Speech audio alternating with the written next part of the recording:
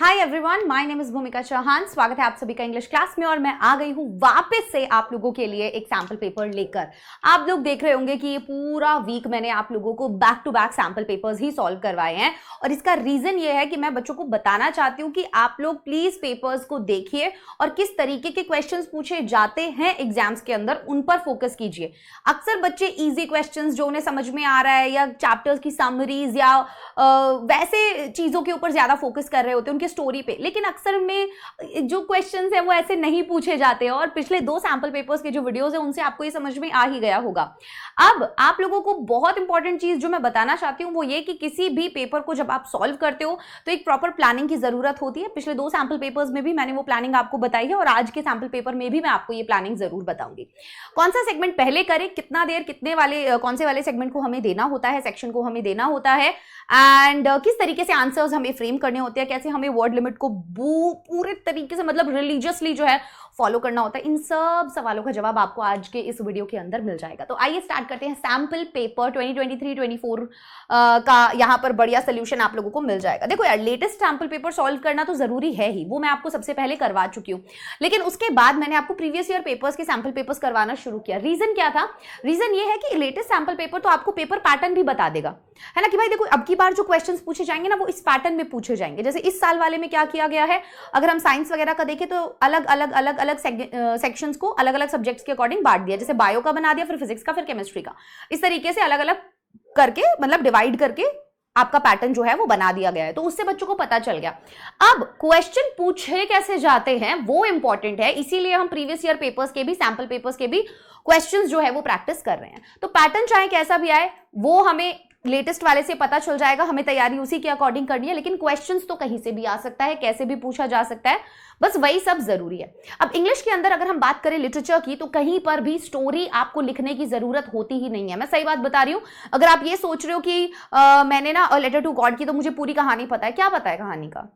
सिर्फ कहानी पता है, लेकिन आपको उसका सेंट्रल आइडिया जानना है, उसका जो कैरेक्टर है वो किस तरीके का कैरेक्टर है, जो पोस्ट मास्टर का कैरेक्टर है वो किस तरीके का कैरेक्टर है, ठीक है, और जो भी कीवर्ड्स या की फ्रेजेस यूज किए गए हैं चैप्टर्स में वो आपको पता होने चाहिए, जो भी एक्सप्रेशंस यूज किए गए हैं चैप्टर में वो आपको पता होने चाहिए।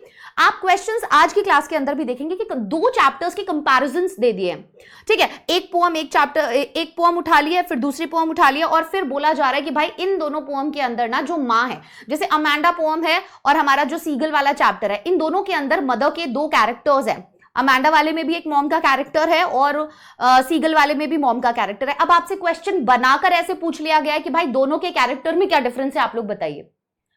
समझ में आ रहा है? तो चैप्टर से आपने क्या सीखा, कैरेक्टर डेवलपमेंट कैसे हुआ, जैसे अ थीफ स्टोरी से बहुत ही मजेदार क्वेश्चन आज मैं आप लोगों को करवाने वाली हूं, जिसके अंदर आपको पता चलेगा कि उससे उसका कैरेक्टर आर्क पूछा जा रहा है कि कैसे आप देख सकते हैं कि जो भी चेंजेस हुए या जो भी उनका बिहेवियर था उसके अकॉर्डिंग हमारा जो मेन कैरेक्टर है वो कैसे चेंज हुआ धीरे धीरे ग्रेजुअली स्टोरी में। बहुत ही जबरदस्त तरीके के क्वेश्चंस पूछे जाते हैं, आप लोगों को मजा आ जाएगा, ठीक है। तो आइए स्टार्ट करते हैं आज के इस चैप्टर को, सेशन को, जो है सैंपल पेपर 23-24 का। एंड ऑब्वियसली क्वेश्चंस बहुत इंपॉर्टेंट है, एक भी क्वेश्चन आप मिस नहीं करेंगे। हो सकता है कुछ क्वेश्चंस आप लोगों को यहां पर दिखाई दे जो चैप्टर्स अभी तक हमने चैनल पर नहीं पढ़े हैं लास्ट के 1-2 चैप्टर्स से, लेकिन बाकी के सभी हम पढ़ चुके हैं, तो हम easily sample papers previous year के सॉल्व कर सकते हैं। तो आइए स्टार्ट करते हैं। मैं बच्चों को अक्सर बोलती हूँ कि बच्चों आप लोगों को ना हमेशा एग्जाम के अंदर जो अपना पेपर है वो लिटरेचर वाले सेगमेंट से स्टार्ट कर देना चाहिए। लिटरेचर वाला सेगमेंट क्या होता है, हालांकि मेरी इस बात से बहुत लोग जो है अग्री नहीं करते हैं कि भाई लिटरेचर वाले सेगमेंट से नहीं शुरू करना चाहिए, बहुत लंबा सेगमेंट होता है, बहुत सारा टाइम बच्चों का निकल जाता है, फिर बच्चे बाद में बहुत रश में होते हैं तो क्रिएटिविटी नहीं उनकी चल पाती है। I know, I agree, but आप ये भी तो देखिए कि कितना ज्यादा वेटेज है लिटरेचर का। अगर स्टार्टिंग में ही क्रिएटिविटी में लग गए, और बच्चे तो हमारे ऐसे होते हैं जब एक बार फ्लो में बहते हैं तो बहते ही चले जाते हैं और उसके बाद उनका इतना मोटा सेगमेंट जो है वो छूट जाएगा जो उन्हें बहुत अच्छे से आता है, जिसके अंदर वो सबसे अच्छा परफॉर्म कर सकते हैं, जहां से वो मार्क्स गेन कर सकते हैं। तो जो सबसे अच्छे से आता है, जिसके अंदर मार्क्स गेन कर सकते हैं, जिसमें सबसे अच्छा परफॉर्म कर सकते हैं, जिसका सबसे ज्यादा वेटेज है, क्यों ना हम उस चीज को सबसे पहले करके खत्म करें ताकि हमारा आधे से ज्यादा पेपर खत्म हो जाए। भाई आधा 50% 40 मार्क्स का लिटरेचर आता है, we can not ignore that thing, right? So what we need to do and what we need to make sure कि हम इस सेगमेंट को स्टार्टिंग के 70 मिनट्स के अंदर पूरा कंप्लीट कर दें एंड देन उसके बाद हमारा टाइम जो है बाकी के सेगमेंट्स में दें। ठीक है, क्लियर हो गई ये बात? बहुत बढ़िया, चलिए शुरू करते हैं आज की इस क्लास को। लिटरेचर के अंदर वर्ड लिमिट फॉलो करना बहुत ज्यादा जरूरी है, टाइम मैनेज करना बहुत ज्यादा जरूरी है, जो पूछा गया है उसी का जवाब देना बहुत ज्यादा जरूरी है। ये 3 सबसे इंपॉर्टेंट पॉइंट है इंग्लिश के अंदर, और मुझे लगता है कि सभी सब्जेक्ट्स के अंदर, क्योंकि आपसे जो क्वेश्चन में पूछा जा रहा है बहुत सी बार आप उसे छोड़कर बाकी सारे जवाब दे देते हैं और वहीं पर टीचर जो है वो आपके नंबर काट लेते हैं। आज के क्वेश्चन से आपको एक चीज और पता चलेगी, बहुत सारी बातें हो गई हैं स्टार्टिंग के अंदर बट ये जरूरी है इसीलिए बता रही हूं। आज के इस सैंपल पेपर से आपको एक चीज और पता चलेगी कि जो भी क्वेश्चंस हैं या जो आंसर राइटिंग है ना, हमसे क्या पूछा जा रहा है और हमें उसी चीज का जवाब देना कितना इंपॉर्टेंट है, हमें वर्ड लिमिट को फॉलो करना कितना ज्यादा जरूरी है।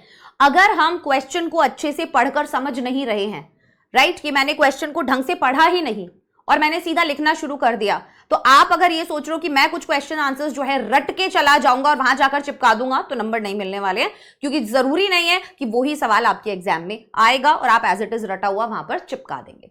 ठीक है, तो रटाफिकेशन बिल्कुल भी नहीं चलेगा, समझो, कैरेक्टर्स को समझो, सेंट्रल आइडिया, थीम, चैप्टर का सब कुछ। और इसीलिए मैं अब आप लोगों के लिए एक नई सीरीज लेकर आ रही हूं, chapter in 15 minutes. Chapter in 15 minutes के अंदर मैं आपको माइंड मैप के जरिए पूरा चैप्टर बताऊंगी, चैप्टर के नोटेबल एक्सप्रेशंस बताऊंगी, कीवर्ड्स बताऊंगी, आपको चैप्टर का पूरा समरी बताऊंगी, थीम बताऊंगी, प्लॉट बताऊंगी, कैरेक्टर्स बताऊंगी, और 15 मिनट्स के अंदर मैं आपको चैप्टर का वो क्रक्स दे दूंगी जो सबसे ज्यादा इंपॉर्टेंट है और जो आपको आंसर राइटिंग में सबसे ज्यादा हेल्प करेगा। अगर उसके बाद आपको चैप्टर का समरी भी पता होगा तो भी आप बहुत एक अच्छा आंसर लिख पाओगे। ठीक है, तो मेरी पूरी तरीके से अब ये कोशिश रहेगी कि आप लोगों के मार्क्स जो हैं वो कैसे भी ना कटे।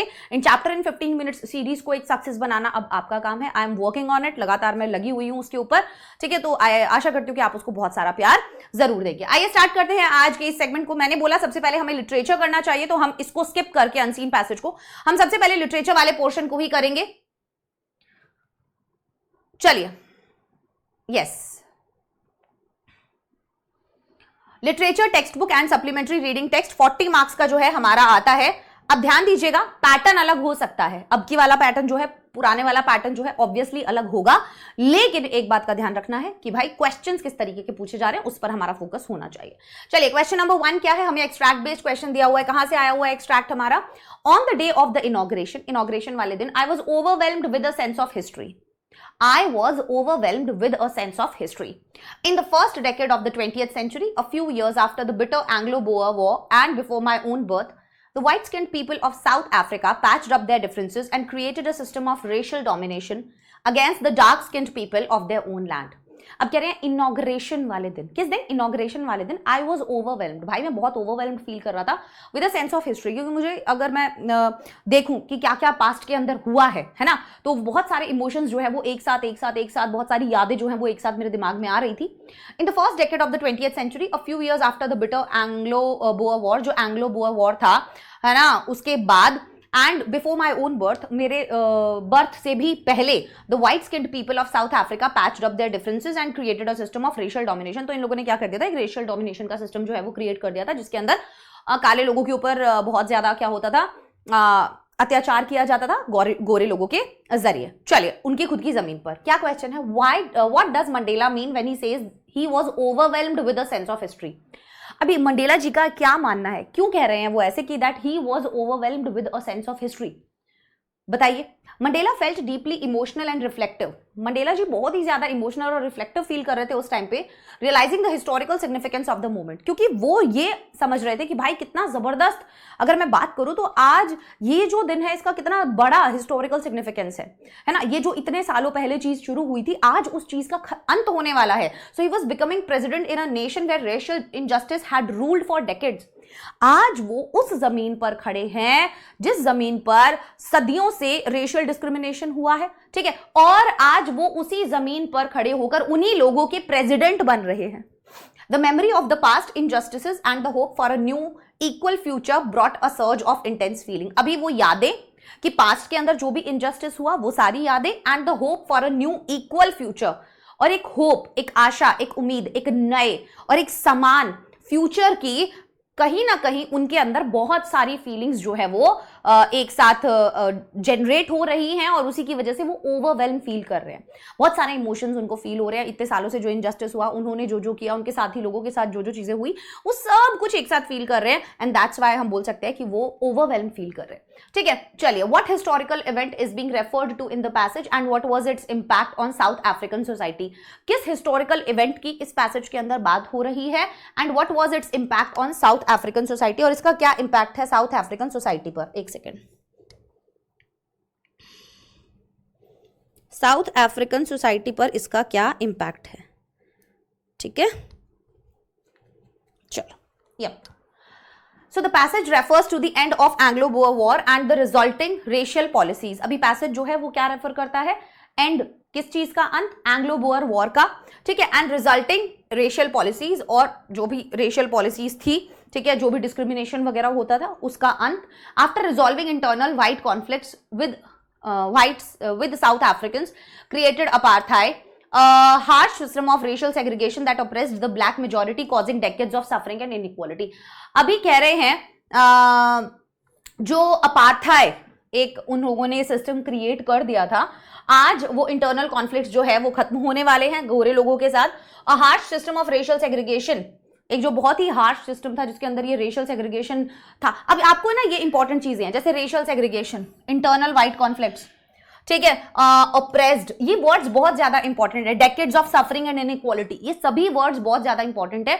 और ऐसे ही चैप्टर में यूज हुए वर्ड्स हैं ये जो आपको यूज करने हैं, तो यही होते हैं इंपॉर्टेंट कीवर्ड्स और की फ्रेजेस किसी भी चैप्टर के। ठीक है, what tone is conveyed through Mandela's words in this passage. अब इस पैसेज के अंदर जो मंडेला जी की टोन है वो किस तरीके की है, तो हम बोल सकते हैं कि जो उनकी टोन है वो सॉलम और रिफ्लेक्टिव टोन हमें यहां पर कहीं ना कहीं देखने के लिए मिलती है। एक सेकेंड बच्चों,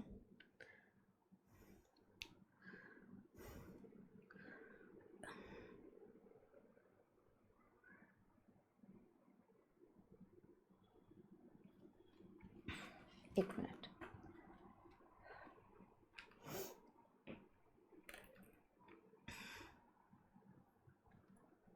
बिल्कुल।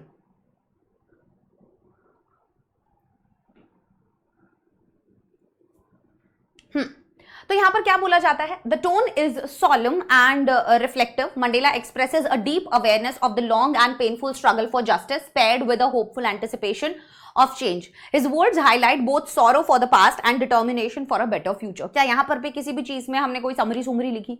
नहीं लिखनी भाई, क्योंकि जरूरत पड़ती ही नहीं है समरी की। तो टोन जो है वो काफी सॉलम और रिफ्लेक्टिव है। सॉलम टोन क्या हो जाती है, जो बहुत ज्यादा सीरियस टोन हो जाती है वो होती है सॉलम, और रिफ्लेक्टिव टोन क्या होती है, जब हम पास्ट की कुछ चीजें याद कर रहे होते हैं और इस टाइम पर हम वो चीजें इमोशंस फील कर रहे होते हैं, दैट इज रिफ्लेक्टिव। तो जो टोन है वो काफी सॉलम, सीरियस है और रिफ्लेक्टिव है। मंडेला एक्सप्रेस करते हैं एक deep awareness of the long and painful struggle. उनको अभी पता है कि क्या कितना गहरा, कितना लंबा पेन और स्ट्रगल उन लोगों ने झेला है, ठीक है, जस्टिस के लिए, paired with hopeful anticipation of change, और कहीं ना कहीं अब वो उम्मीद कर रहे हैं कि भाई अब जो है बदलाव आएगा इतने सालों बाद।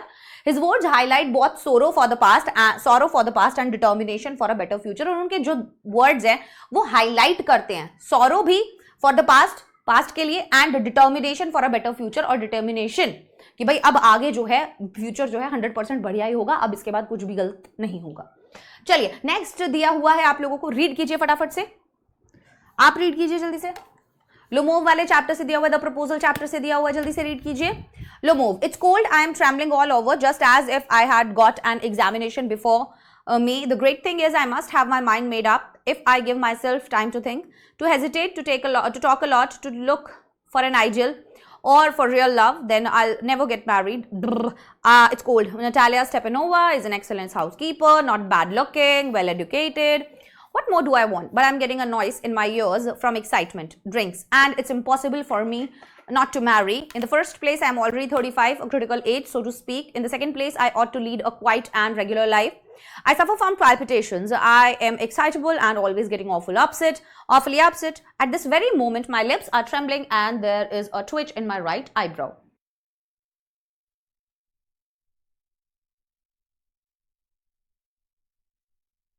तो अब ये चैप्टर में से दिया हुआ है हम लोगों को, ये कौन सा वाला टाइम है जब वो उसके घर पे आता है, और उससे पहले वो उसके दिमाग में बहुत सारे थॉट्स चल रहे हैं कि भाई अब मेरी एज हो गई है ना, अब तो मुझे क्या करना होगा, अब तो मुझे शादी करनी ही करनी है, सारे जो भी उसके थॉट्स होते हैं उसके दिमाग में कि भाई इससे बढ़िया लड़की कहाँ मिलेगी, एजुकेटेड भी है, इतनी बुरी भी नहीं दिखती, घर का काम भी जानती है, तो अब तो मुझे ऐसा तो कोई ऑप्शन है ही नहीं कि मैं शादी ना करूं, ये सब वाला सीन जो है उसका चल रहा है। चलिए, which of the following is not a reason why Lomov thinks he must marry, क्या है इनमें से एक रीजन, क्या इनमें से एक रीजन नहीं है भाई। यही गलती मैं हजारों बार बच्चों को बोल चुकी हूं और मैं खुद ये गलती करती हूं कि क्वेश्चन को ढंग से ना पढ़ने वाली गलती, और इसीलिए मैं चीख चीख के बोलती हूँ भाई ये गलती मत करना मत करना मत करना। बहुत सी बार क्या करते हैं हम, ये नॉट वाली चीज भूल जाते हैं हम आंसर राइटिंग के टाइम पे भूल जाते हैं, है ना। Which of the following is not a reason, he is already 35, ये तो एक रीजन है शादी करने का। ही सफर्स फ्रॉम पैल्पिटेशन, ये भी एक रीजन है शादी करने का। He is excitable and easily upset, बताइए ही इज इन लव, तो ये एक रीजन नहीं है, ये सब चीजें तो हैं।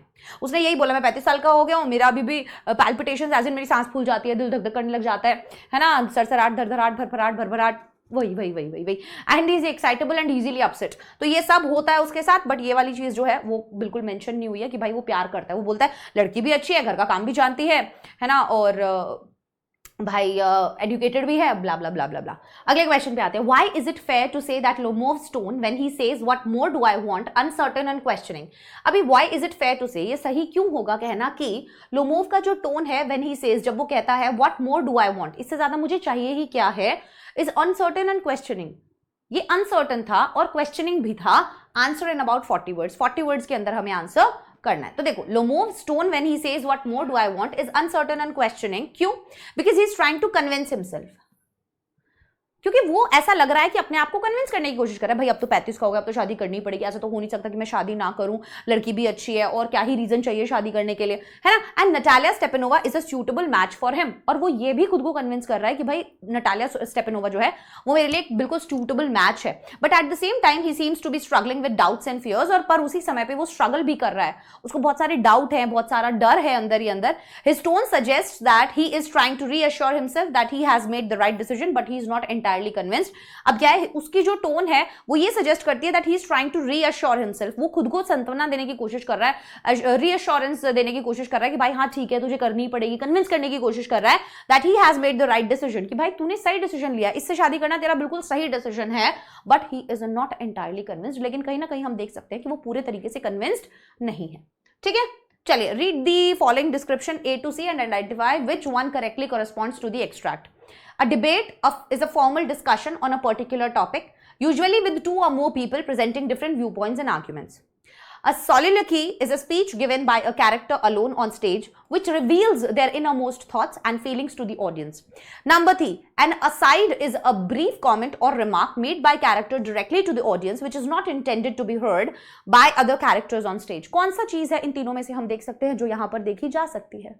बताइए कौन सा डिस्क्रिप्शन जो है वो करेक्ट है यहां पर? तो हमें लगता है ऑप्शन नंबर 2, क्योंकि वो अंदर के जो थॉट्स हैं उसके, ठीक है, ये एक कैरेक्टर के जरिए दिया गया स्पीच होता है अलोन ऑन द स्टेज, जब वो स्टेज पर अकेला है, विच रिवील्स देयर इनरमोस्ट थॉट्स, जो उसके अंदर ही अंदर के जो थॉट्स हैं वो रिवील करता है, and feelings to the audience. बहुत सी बार हम खड़े होते हैं और पीछे से केवल वॉइस ओवर चल रहा होता है, तो वो होते हैं इनर थॉट्स जब बताने की कोशिश कर रहे होते हैं। रील्स में भी बहुत बार देखा होगा आप लोगों ने ऐसा। ठीक है, if an actor were to enact this extract, what would be he be required to focus on while modulating his voice. अगर एक एक्टर जो है were to enact this extract, अगर उसको ये वाला एक्सट्रैक्ट जो है वो बोला जाए कि भाई तू ये करके दिखा, what would he be required to focus on, क्या क्या चीज होगी जिस पर उसको फोकस करना होगा व्हाइल मॉड्यूलेटिंग हिज वॉइस, जब वो अपनी वॉइस को मॉड्यूलेट कर रहा होगा तब। तो देखो, the actor would be required to convey Lomov's nervousness and excitement.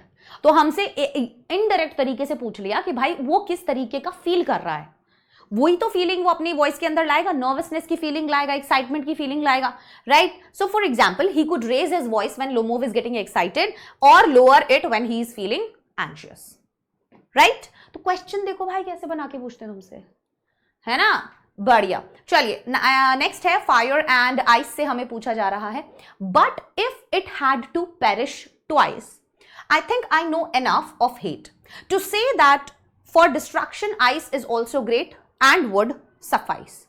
कितने बच्चों ने फायर एंड आइस को अच्छे से पढ़ा है? मैं यहाँ पर तो पढ़ा चुकी हूँ, है ना। आप लोगों को अगर वन शॉट वीडियोस देखने हैं, आप जाइए प्लेलिस्ट चेक कीजिए, सभी चैप्टर्स के वन शॉट वीडियोस ऑलरेडी डल चुके हैं, line by line proper Hindi में एक्सप्लेनेशन है आपका, और चैप्टर्स के क्वेश्चंस हैं, एनसीईआरटी क्वेश्चंस हैं, एक्स्ट्रा क्वेश्चंस भी हैं, ठीक है, बिल्कुल। चलिए, तो अगर दुनिया को 2 बार तबाह होना होगा, पेरिश होना होगा, I think I know enough of hate. तो मुझे लगता है कि मैं हेट के बारे में इतना तो जानता हूं to say that for destruction ice is also great. तो ये कहा जा सकता है कि भाई डिस्ट्रक्शन के लिए, तबाही के लिए तो आइस भी बहुत ज्यादा बढ़िया है। एंड आइस को किससे कंपेयर किया गया था? हेट से कंपेयर किया गया था। And would suffice, and would suffice, suffice मतलब होता है टू बी सफिशिएंट। ठीक है, तो बोल रहे आइस भी, मतलब हेट्रेड भी इक्वली हम बोल सकते हैं कि काबिल है, केपेबल है इस वर्ल्ड को डिस्ट्रॉय करने के लिए, है ना। यही था ना फायर एंड आइस में। बहुत बढ़िया। आइए देखते हैं। When the speaker says that ice could also bring about the end of the world, he refers to blank space as the means of destruction. क्या मतलब है उनका? क्या मतलब है उनका? क्या कहना चाहते हैं? He refers to blank space. किस चीज को वो कह रहे हैं कि किस चीज की वजह से अब जो है डिस्ट्रक्शन पॉसिबल है आइस का? जब वो नाम ले रहे हैं, जब हम लोगों से जलन करते हैं, जब हम लोगों से नफरत करते हैं, उसके अंदर भी इतनी ही कैपेबिलिटी है। तो यस, हेट्रेड जो है यहां पर करेक्ट वर्ड होगा, राइट। चलिए next question. What does the speakers alignment with those who favour ice suggest? अभी स्पीकर का जो अलाइनमेंट है उन लोगों के साथ जो आइस का फेवर करते हैं, वो क्या सजेस्ट करता है? कि हाँ मैं मानता हूं भाई हेट्रेड भी इक्वली, है ना, डिस्ट्रॉय कर सकती है चीजों को। So the speakers alignment with those who favour ice suggest that they have seen the destructive consequences of lack of empathy and emotional connection। कि वो देख रहे हैं कि क्या कॉन्सिक्वेंसेज होते हैं जब हमारे अंदर जो है लोगों को लेकर नफरत भरी हुई होती है। ठीक है, हमारे अंदर इमोशनल कनेक्शन की बहुत ज्यादा कमी होती है। तो वो कह रहे हैं कि भाई मुझे पता है, ठीक है, मैंने देखा हुआ है कि ये सभी चीजें भी, इमोशनल कनेक्शन की कमी या एम्पैथी की कमी जो है इजीली डिस्ट्रक्शन कॉज कर सकती है। Seen the destructive consequences of a lack of empathy and emotional connection. Which of the following best describes the speaker's attitude towards destruction caused by ice? कौन से 4 ऑप्शंस में से आप बताइए डिस्क्राइब कर रहा है स्पीकर का attitude towards destruction caused by ice? कि भाई आइस के जरिए जो डिस्ट्रक्शन होगा ना, इन चारों में से कौन सा हम बोल सकते हैं कि बढ़िया सेट बैठता है? बेटा एम्पैथी का मतलब होता है when you put yourself in someone else's shoes. Yes, हाँ, अपने आप को इमेजिन करना, ठीक है, how they feel and caring about it. Yes, that's empathy, that's empathy. चलिए यहां पर बताइए। बहुत बढ़िया। रिस्पेक्टफुल होगा क्या? विच of the following best describes the speakers attitudes towards destruction caused by ice? उनका एटीट्यूड क्या है उन लोगों के प्रति? डिसमिसिव है, फियरफुल है, इनडिफरेंट है, या फिर रिस्पेक्टफुल है? यहां पर क्या कह रहे हैं? हम एक बार पैसेज में जाएं। But if it had to perish twice, I think I know enough of hate to say that for destruction ice is also great and would suffice, है ना। तो यहां पर इसको तो अब बताइए आप क्या होना चाहिए? विच of the following best describe speaker का क्या एटीट्यूड है towards destruction caused by ice? Fearful है, डिसमिसिव है, रिस्पेक्टफुल तो नहीं कह सकते यार, रिस्पेक्टफुल कैसे हो सकता है? उनका एटीट्यूड रिस्पेक्टफुल है हेट की तरफ? नहीं।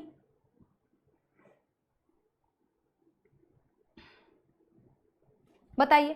हम फियरफुल तो फिर भी बोल सकते हैं क्योंकि वो कहते हैं कि हाँ भाई इसके अंदर भी प्रॉपर उतनी ही ताकत है ना, जितनी की हम बोल सकते हैं कि आइस के अंदर उतनी ही ताकत है जितनी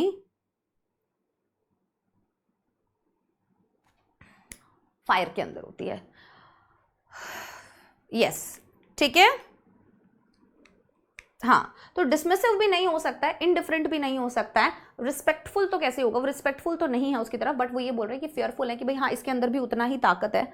ठीक है, तो इसको मुझे एक बार चेक करना पड़ेगा। रिस्पेक्टफुल तो आई डोंट थिंक होना चाहिए, बट आई गेस ये उस कॉन्टेक्स्ट में ना बोल रहा हो कि भाई देखो वो मान रहे हैं, ठीक है, कि डिस्ट्रक्शन जो है वो आइस के जरिए भी उतना ही हो सकता है। तो नहीं, रिस्पेक्टफुल तो नहीं। ठीक है, चलिए comment on the poets use of language in these lines. हमें पोइट के हमें कमेंट करना है पोइट का लैंग्वेज जो है उन्होंने जो यूज किया है इन लाइंस के अंदर उस पे। So the language used in this lines is simple and straight forward. अभी जो एक देखो, किसी भी पोम के अंदर बहुत भारी राइम स्कीम, बहुत सारे मेटाफोर, एलिट्रेशन, ये लिटरेरी डिवाइस यूज करना ही अच्छी पोम नहीं बनाता है। बहुत सी बार सिंपल 4 लाइन की पोम्स जो हैं वो आपके ऊपर बहुत गहरा इंपैक्ट डाल देती हैं जिसमें सिंपल वर्ड्स यूज हुए हैं, राइट। सो वही कह रहे हैं, the language used in these lines is simple and straight forward. Simple है, स्ट्रेट फॉरवर्ड है। The words and phrases are easy to understand and the poem is written in a conversational tone. तो यहाँ पर हम बोल सकते हैं easy to understand है, आप आसानी तरीके से समझ सकते हैं उनको, and poem is written in a conversational tone. Tone, किस टोन में लिखा हुआ है? कॉन्वर्सेशनल टोन में लिखा हुआ है. डेस्पाइट इट्स सिंप्लिसिटी, इसकी सिंप्लिसिटी के बावजूद, however the pome carries a profound message about the destructive power of both fire and ice. अब पोम जो है वो इतना ज्यादा, हम बोल सकते हैं कि सिंपल है, लेकिन एक बहुत ही बड़ा मैसेज यहां पर, गहरा मैसेज यहां पर वो कैरी कर रहा है. डिस्ट्रक्शन पावर बता रहा है फायर और आइस का, दैट मीन्स जो ह्यूमन इमोशंस होते हैं, हेट्रेड और डिजायर का, and the inevitability of destruction. Right, so the use of simple language in this context, और इसीलिए जो ये यूज किया गया सिंपल लैंग्वेज का इस कॉन्टेक्स्ट में, ये कहीं ना कहीं मैसेज को ज्यादा एक्सेसिबल बना देता है, ताकि ज्यादा से ज्यादा लोग जो है कहीं ना कहीं इससे कनेक्ट कर पाते हैं, और ओवरऑल इंपैक्ट जो है पोएम का वो बहुत ज्यादा बढ़ जाता है.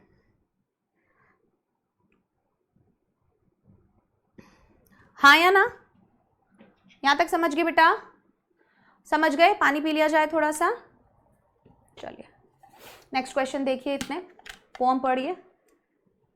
The fog comes on little cat feet. It sits looking over harbor and city on silent haunches and then moves on. बनाइए.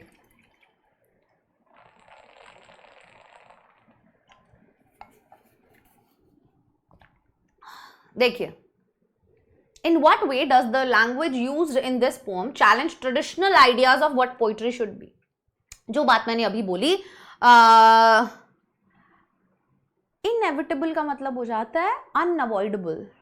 हाँ ठीक है, जिसे आप टाल नहीं सकते, दैट इज इनएविटेबल. सो ये यहां पर था ना, आप लोग अभी, तो डिस्ट्रक्शन होगा ही होगा, इसको आप टाल नहीं सकते हो. नेक्स्ट क्या है? The fog comes on little cat feet, it sits looking over harbour and city on silent haunches and then moves on. So in what way, किस तरीके से? कितनी सी पोम है ये, 6 लाइन की पोम है, बट भाई भयंकर मैसेज डाल देती है आपके दिमाग में. राइट, सो ये क्या क्या है? Unlike traditional poetry that often relies on complex rhyme scheme. अभी ट्रेडिशनल पोइट्री क्या होती है, ये आप सोचेंगे पुरानी जो पोम्स होती है उनको समझना ही बहुत ज़्यादा मुश्किल था. हम जब एमए कर रहे थे तो हमने देखा कि जो पोम लिखी हुई हैं इतनी ज़्यादा मुश्किल होती हैं, इतनी ज़्यादा, इतनी लंबी होती हैं, इतनी ज़्यादा मुश्किल होती हैं, आपको मतलब आप बहुत मुश्किल हो जाती है आपको उन्हें समझने में. एक एक वर्ड का मीनिंग आपको पता होना चाहिए, है ना. सो एंड मेटाफर्स, जरूरी नहीं है कि कॉम्प्लेक्स राइम स्कीम हो, मेटाफर्स हो. ऐसी एक सिंपल सी पोम है, इसमें तो कोई कॉम्प्लेक्स राइम स्कीम, मेटाफर्स और ऐसी मतलब बहुत सारे नहीं है. Right, so this poem uses simple everyday language to create a vivid picture in readers mind. तो ये पोम अगेन एक सिंपल लैंग्वेज यूज कर रही है ताकि लोगों के दिमाग में एक जो है गहरी छाप छोड़ के जा सके. Right, to create a powerful and evocative mood. चलिए, what is the significance of the use of the word little to describe the fog in the poem, and how does this word choice contribute to the overall mood and tone of the poem? Answer in about 40 words. भाई 40 words में answer देना, पर सवाल देख लो तुम कैसा पूछ लिया कि what is the significance of the use of the word little. little word का जो यूज किया है ना, इसका क्या significance है, इसका क्या इंपॉर्टेंस है, क्यों यूज किया है? To describe the fog in the poem, poem में fog को describe करने के लिए. And how does this word choice contribute to the overall mood, और कैसे इस word का choice जो है, ये जो word चुना है ना उन्होंने, कैसे वो impact डालता है poem के overall mood पे, या हम बोल सकते हैं tone पे. देखो, the word little used to describe the fog in the poem suggests the subtle and quiet nature of the fog. क्या बता रहा है? सटल और क्वाइट नेचर बता रहा है फॉग का. The word little also evokes a sense of innocence and vulnerability. ये जो वर्ड है ना लिटिल, ये क्या कर रहा है? ये इवोक करता है sense of innocence and vulnerability. ठीक है, so as if the fog is a harmless creature. ठीक है, जो वल्नरेबल क्या होता है? जो इजीली हार्म हो सके, है ना. तो जो इजीली हार्म हो सकता है वो आपके लिए तो हार्मलेस ही है. Right, moving through the city. Vulnerable state वो स्टेट होती है जहां पर आप इजीली हर्ट हो सकते हो, that is when you are vulnerable. ठीक है, moving through the city. So this contributes to the overall mood and tone of the poem, और ये चीज कॉन्ट्रीब्यूट करती है कहीं ना कहीं ओवरऑल मूड पे या पोम के ओवरऑल टोन पे, विच इज काम and peaceful with a touch of mystery. ठीक है, चलिए भाई बहुत आप लोगों को मजा आने वाला है. अगर आप सभी बच्चे चाहते हो कि भाई ये स्क्रीनशॉट्स और ये पीडीएफ आप लोगों को मिले, तो वीडियो के डिस्क्रिप्शन में टेलीग्राम का लिंक डला हुआ है, उस टेलीग्राम को ज्वाइन कर लीजिए, वहां से आपको सारे पीडीएफ जो है क्लासेस के मिल जाएंगे. ठीक है, क्लियर है? बहुत बढ़िया. चलिए आगे बढ़ जाते हैं. Complete the sentence with the appropriate option. The lines from the poem tell us that the city is. अभी ये जो लाइन है पोम में से, ये हमें बताती है दैट द सिटी इज, जो सिटी है, is hilly, coastal, industrial, underdeveloped. कैसी है? बताइए, the lines from the poem tell us that the city is hilly, coastal, coastal. चलिए, identify the type of imagery used in the lines of the poem. किस तरीके की image जो है वो यूज की गई है? Visual animal imagery allows the reader to visualize the fog and creates a sense of atmosphere in the poem. ठीक है, सो विजुअल इमेजरी जो है हम बोल सकते हैं यहां पर क्रिएट की गई है, हम दिमाग में हमारे एक पिक्चर बन जाती है। अब आते हैं बढ़िया बढ़िया सवाल, एनी फोर। अभी मजा आएगा तुम लोगों को, क्वेश्चन देखना तुमसे कैसे पूछे जाएंगे एग्जाम में, है ना। फिर तुम्हारे दिमाग से ये वहम मिट जाएगा कि मैं रट लेता हूं, मैं समरी पढ़ के चला जाता हूं। Justify the opinion that the traditional baker and his bread play a significant role in the cultural and social fabric of Goan society. हमें क्या करना है? हमें जस्टिफाई करना है। क्या जस्टिफाई करना है? The opinion that the traditional baker, की जो ट्रेडिशनल बेकर है, एंड हिज ब्रेड, और उसकी जो ब्रेड है, play a significant role in the cultural and social fabric of Goan society, की कैसे वो एक बहुत ही बड़ा रोल प्ले करती है कल्चरल और सोशल फैब्रिक में गोवन सोसाइटी के।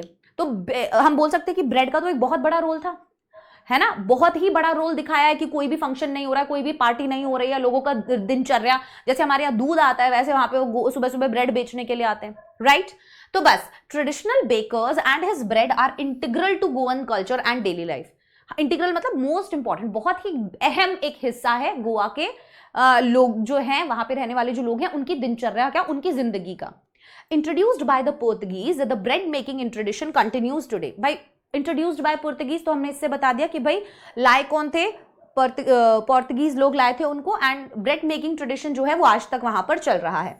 Bakers not only supply a staple food but also reflect local heritage as the trade is passed down generations and remains central to Goan identity. So यहां पर क्या बोल रहे हैं? यहां पर बोल रहे हैं कि bakers not only supply a staple food, bakers ना केवल एक स्टेपल फूड एज एन एक असेंशियल फूड ही केवल सप्लाई नहीं कर रहे,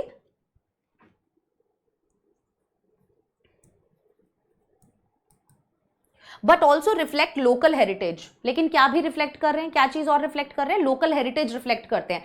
as the trade is passed down generations and remains central to Goan identity. जैसे जैसे वो जो ट्रेड है वो ये जो व्यापार है एक जनरेशन से दूसरी जनरेशन पे जा रहा है, और वो लोग उसको फॉलो भी कर रहे हैं और कैरी ऑन कर रहे हैं, है ना। ये कहीं ना कहीं गोवा की आइडेंटिटी का एक मेन हिस्सा दिखाया गया है। How does Leslie Norris use vivid imagery and metaphorical language in A Tiger in the Zoo to effectively depict the confinement and oppression experienced by the captive tiger? आ रहा है मजा सवाल पढ़ के? अगर क्वेश्चंस पढ़ के मजा आ रहा है तो बताइए, एक सेकेंड।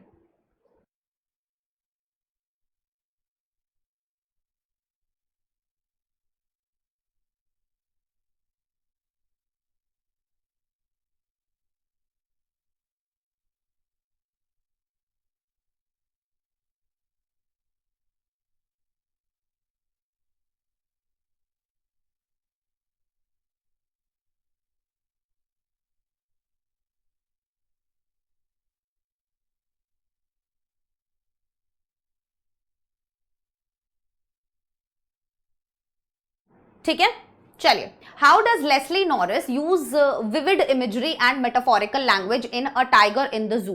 कैसे जो लेस्ली नॉरिस हैं वो यूज करती हैं vivid imagery and metaphorical language a tiger in the zoo के अंदर to effectively depict the confinement. क्या डिपिक्ट करने के लिए?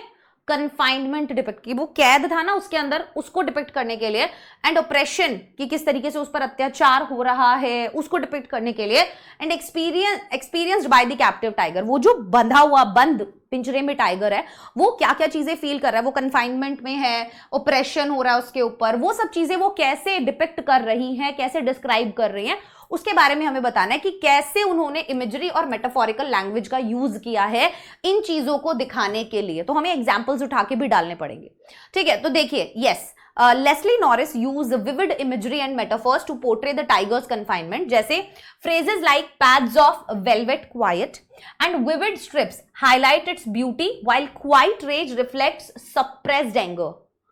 ये फ्रेजेस हमने उठाने हैं यहां से, है ना, हमें पोएम में से उठा के डालने ही डालने पड़ेंगे, क्योंकि वो पूछ ही ये रहा है कि कैसे उन्होंने डिपिक्ट किया है उस चीज को, तो इनके जरिए ही तो डिपिक्ट किया है।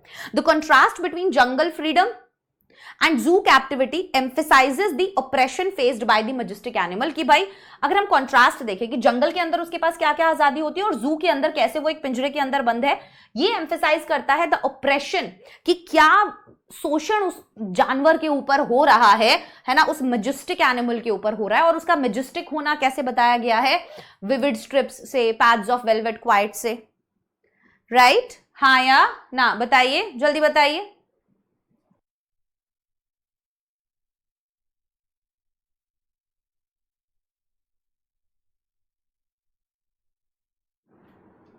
जल्दी से बताओ।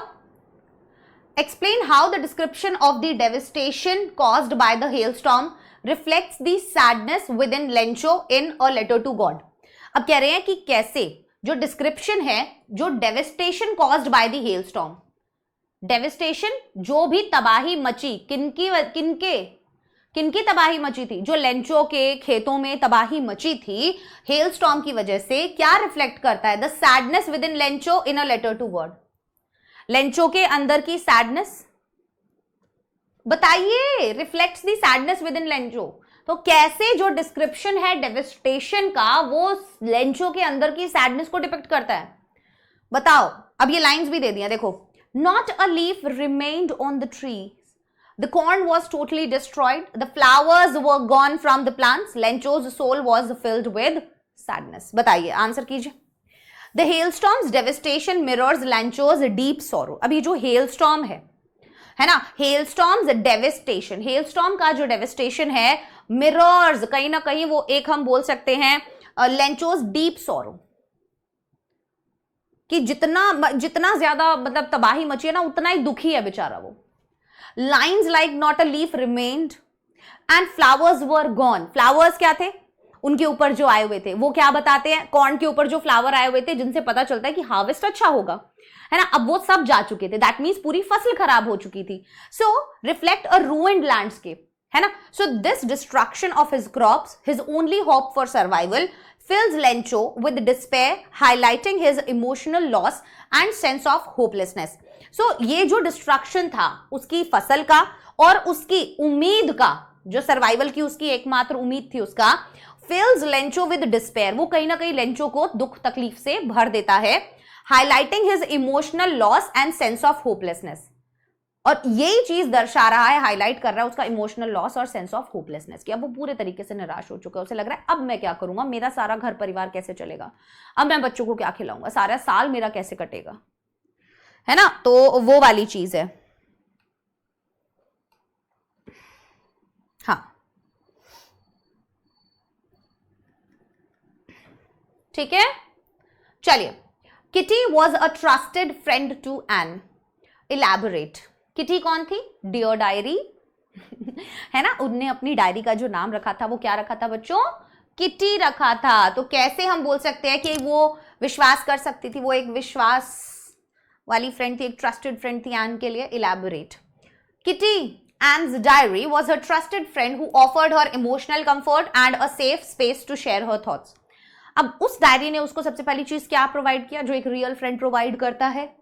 Emotional comfort and a space to share her thoughts.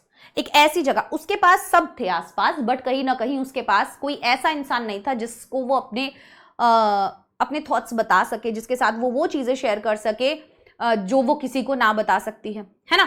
तो आप जैसे अपने बेस्ट फ्रेंड्स के साथ वो सब चीजें भी शेयर कर लेते हो क्योंकि आपको पता है वो किसी को नहीं बताएंगे, हाँ या ना।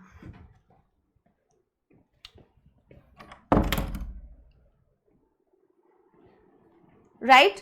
सो दो इट कुडंट रिस्पॉन्ड, हालांकि अभी वो दोस्त के साथ तो बैठो तो दोस्त आपकी हाँ में हाँ मिलाते हैं, बट किटी तो रिस्पॉन्ड नहीं कर सकती है ना।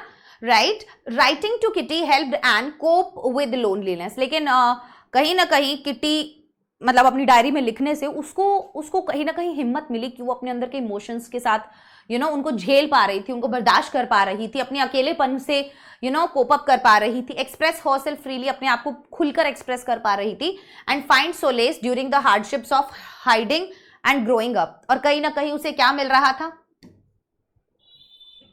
and find solace during the hardships.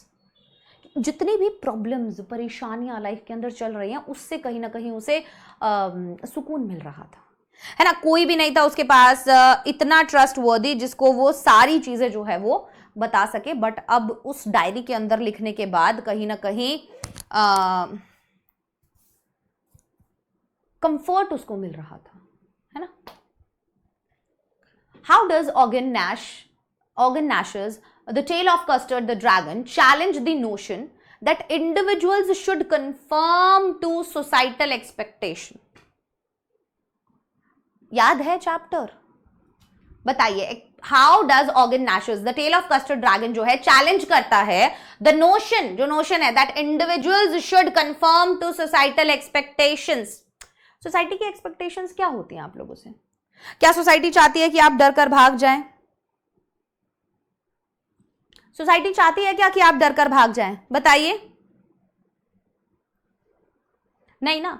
Society के कुछ रूल्स होते हैं, सोसाइटी के कुछ स्टैंडर्ड्स होते हैं, और आपको बोला जाता है कि आप उन सर्टेन रूल्स में, स्टैंडर्ड्स में फिट हो। दैट इज कंफर्म्स, है ना, कि इंडिविजुअल जो है उनको फिट होना पड़ेगा सोसाइटल एक्सपेक्टेशंस के अंदर, राइट? तो कैसे?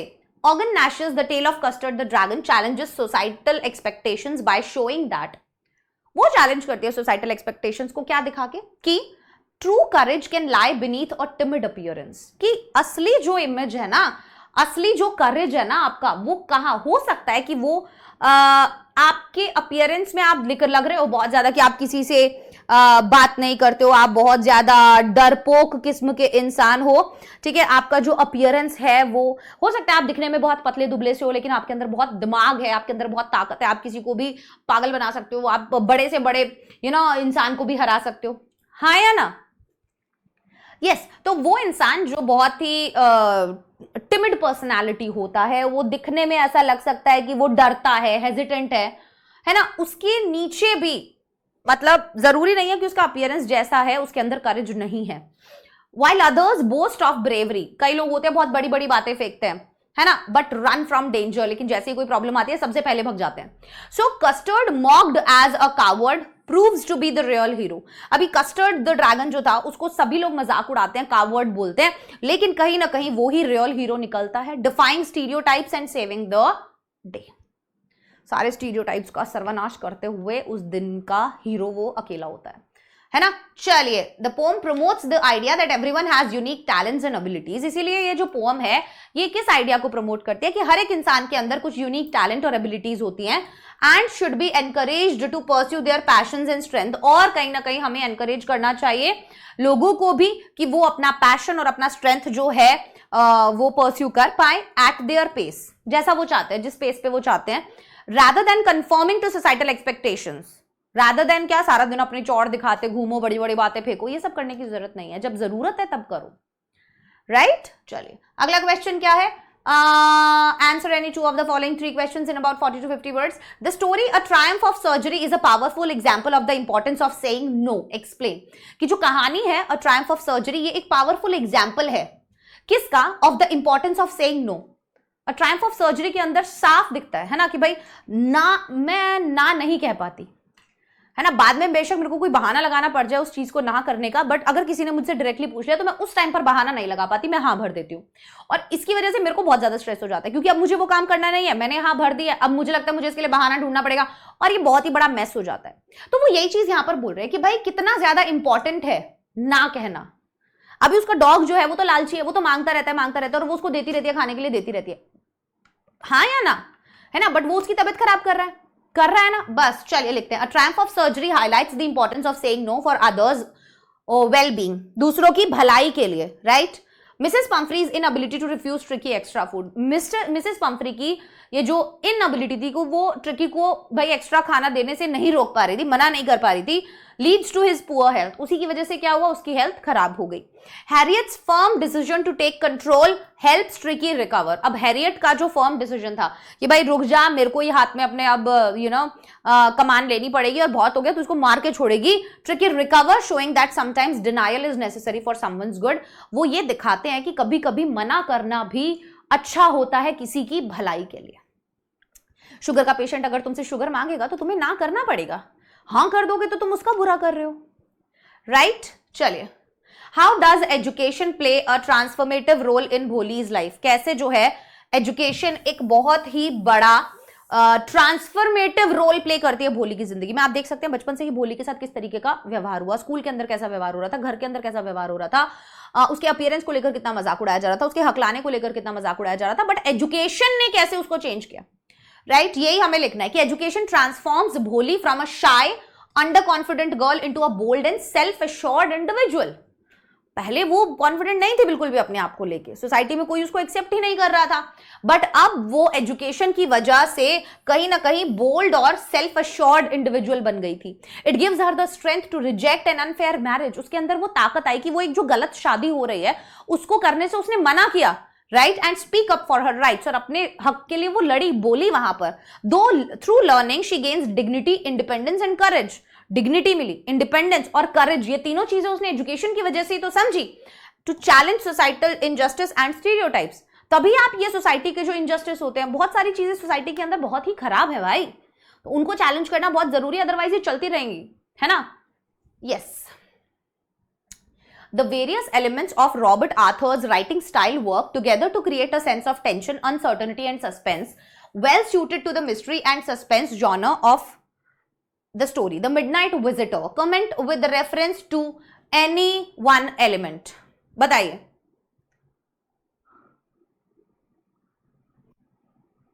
The Midnight Visitor. The various elements of Robert Arthur's. ये अभी तक हमने करा नहीं है, ठीक है. अभी आने वाले टाइम में हम लोग इस चैप्टर को जरूर करेंगे. द मिडनाइट विजिटर करा हुआ है, याद है चैप्टर याद है. देखो मिडनाइट विजिटर के अंदर कहीं ना कहीं हम देख सकते हैं कि शॉर्ट क्रिस्प सेंटेंसेस का यूज किया हुआ है सस्पेंस और टेंशन बढ़ाने के लिए. This fast paced style mirrors the urgency of the unfolding events. ये जो फास्ट पेस्ड स्टाइल है ना, ये हमें क्या बताता है कि कितना अर्जेंट है, जल्दी जल्दी जल्दी जल्दी जल्दी जल्दी इवेंट्स के बारे में हमें बताना पड़ेगा, है ना. Keeping readers alert and engage, जिसकी वजह से रीडर्स जो है वो बिल्कुल अलर्ट रहते हैं और एंगेज रहते हैं कि अब क्या होगा, अब क्या होगा, अब क्या होगा, अब क्या होगा. आपने अक्सर अभी आजकल के रील्स में देखा होगा, बहुत ज्यादा ट्रांजिशंस जो है वो डाले जाते हैं जिससे आप एंगेज रहते हैं. Right, so it effectively conveys a sense of danger and unpredictability, perfect for the mystery and suspense genre. तो इसीलिए ये जो है बहुत ही बढ़िया तरीके से कन्वे करता है अ sense of danger and unpredictability, perfect for the mystery and suspense game, जो बिल्कुल बढ़िया है किसी भी मिस्ट्री या सस्पेंस जॉनर के वर्क के लिए. You have been asked to present an evaluation of the approaches of mothers of both the baby seagull and Amanda towards helping their children. Write this presentation draft including your insights in about 120 words comparing the approaches of both parents. I told you, दो chapters को मिला के question, value based question के अंदर घुसेड़ दिया जाता है. भाई देखो बढ़िया सवाल बनाया 6 नंबर का कि आपसे बोला गया है to present an evaluation of the approaches of mothers of both. दो पोम्स के अंदर मदर है, एक तो अमांडा हो गई हमारी और एक बेबी सीगल की मम्मा हो गई, है ना. हेल्पिंग देयर चिल्ड्रन, अपने बच्चों को हेल्प करने के रिगार्डिंग दोनों का बताना है. Right this presentation draft including your insight, आपको अपनी इनसाइट भी इसके अंदर डालनी है. इन अबाउट 120 वर्ड्स, 120 वर्ड्स के अंदर comparing the approaches of both parents, और हमें उसके अंदर कंपेयर करना है दोनों पेरेंट्स का अप्रोच. ठीक है, आइए देख लेते हैं. The mothers of both the baby seagull and Amanda aim to guide their children, but their approaches differ greatly. कह रहे हैं कि माँ जो है ना, दोनों ही बेबी सीगल की माँ भी और अमांडा की माँ भी, वो अपने बच्चों को गाइड ही कर रही हैं, पर उनका दोनों का अप्रोच बहुत अलग है एक दूसरे से. The mother seagull uses a supportive yet firm method. Supportive लेकिन एक बहुत ही फर्म मेथड बेबी सीगल की मम्मा ने यूज किया. She encourages her baby to fly, वो एनकरेज करती है अपने बेबी को उड़ने के लिए by using hunger as motivation. और मोटिवेशन के तौर पे उसने हंगर को यूज किया कि भूखा मरने दिया उसको, और फिर उसे पता था अब ये बिल्कुल नहीं छोड़ेगा, तो मौके पे चौका लगाया. Showing trust in his ability, है ना, and allowing him to overcome fear independently, जिससे क्या हुआ, उसको दिखाया कि भाई तेरे अंदर ये काबिलियत है, एंड अलाउ किया उसको कि भाई देख तू अपने डर पे काबू पा सकता है. Her approach builds courage and self reliance, और उसका ये जो अप्रोच है यही चीज कहीं ना कहीं हम बोल सकते हैं कि करेज और सेल्फ रिलायंस को बनाता है. दूसरी तरफ अगर हम देखें, Amanda's mother is overly controlling and critical. Amanda की माँ जो देखी गई वो बहुत ही ज्यादा कंट्रोलिंग थी और क्रिटिकल भी थी। Her constant nagging about posture, cleanliness and homework. लगातार वो जो नैग करती रहती थी, बोलती रहती थी, किस चीज के बारे में? पॉस्चर के बारे में, क्लेनलीनेस के बारे में, होमवर्क के बारे में। सप्रेसेस अमांडाज फ्रीडम एंड इमेजिनेशन, कहीं ना कहीं दबा देता है अमांडा के फ्रीडम को भी और इमेजिनेशन को भी। Amanda longs to escape into her own world, और इसी वजह से अमांडा बार बार जो है अपने एक इमेजिनेटिव वर्ल्ड में चली जाती है, right. While the seagull's mother empowers her child, जहां पर सीगल की मम्मा जो है वो अपने बेटे को एम्पावर कर रही है, Amanda's mother unintentionally create emotional distance. लेकिन अमांडा की मदर ना चाहते हुए भी एक इमोशनल डिस्टेंस अपने बच्चों से क्रिएट कर रही है। This comparison highlights how balanced encouragement is more effective. यही एक तुलना है जो हाईलाइट करती है कि कैसे बैलेंस्ड एनकरेजमेंट जो है, भाई एनकरेज करना जरूरी है, ठीक है, इज मोर इफेक्टिव, और ये बहुत ज्यादा इफेक्टिव भी होता है एक्सेसिव कंट्रोलिंग से। आप एनकरेज करो, बैलेंस्ड एनकरेजिंग बहुत अच्छी है कंट्रोल करने की कंपैरिजन में, इन हेल्पिंग चिल्ड्रन ग्रो, जिससे कि बच्चे जो है वो ग्रो कर सकें, राइट। चलिए क्वेश्चन पढ़िए। You have been chosen to address a student gathering from the neighbourhood schools to speak on the resilience of human spirit required to transcend discrimination. Question बढ़िया बना के देंगे तुमको भाई, तरीके देखो तुम पूछने के। आपको चूज किया गया है to address a student gathering, कि आपको एक स्टूडेंट गैदरिंग को संबोधित करना, एड्रेस करना है फ्रॉम द नेबरहुड स्कूल, पास वाले स्कूल से, to speak on resilience of human spirit required to transcend discrimination, है ना, कि भाई आपको ये नेल्सन मंडेला से वो कर रहे हैं, इसको डिस्क्रिमिनेशन के ऊपर आपको बोलना है। So prepare the speech draft in not more than 120 words with reference to the commonality of themes, and जो भी थीम्स नेल्सन मंडेला चैप्टर के अंदर यूज किया गया है, एंड द ट्रीज चैप्टर के अंदर भी, पोम के अंदर भी यूज किया गया है, ठीक है। ह्यूमन रेजिलियंस क्या होता है? जब आप रेगुलर एफर्ट मारते रहते हो किसी भी चीज को अचीव करने के लिए, तो रेजिलियंस ह्यूमन स्पिरिट के अंदर बहुत ज्यादा जरूरी है, अगर वो क्या करना चाहते हैं, तो डिस्क्रिमिनेशन खत्म करना चाहते हैं। तो इसी से रिगार्डिंग आप लोगों को बोलना है। बनाइए, चलिए आंसर देखिए अपना, लिख देंगे आप, पढ़िए आंसर को। Good morning everyone. Today I wish to highlight the resilience of human spirit as seen in Nelson Mandela Long Walk to Freedom and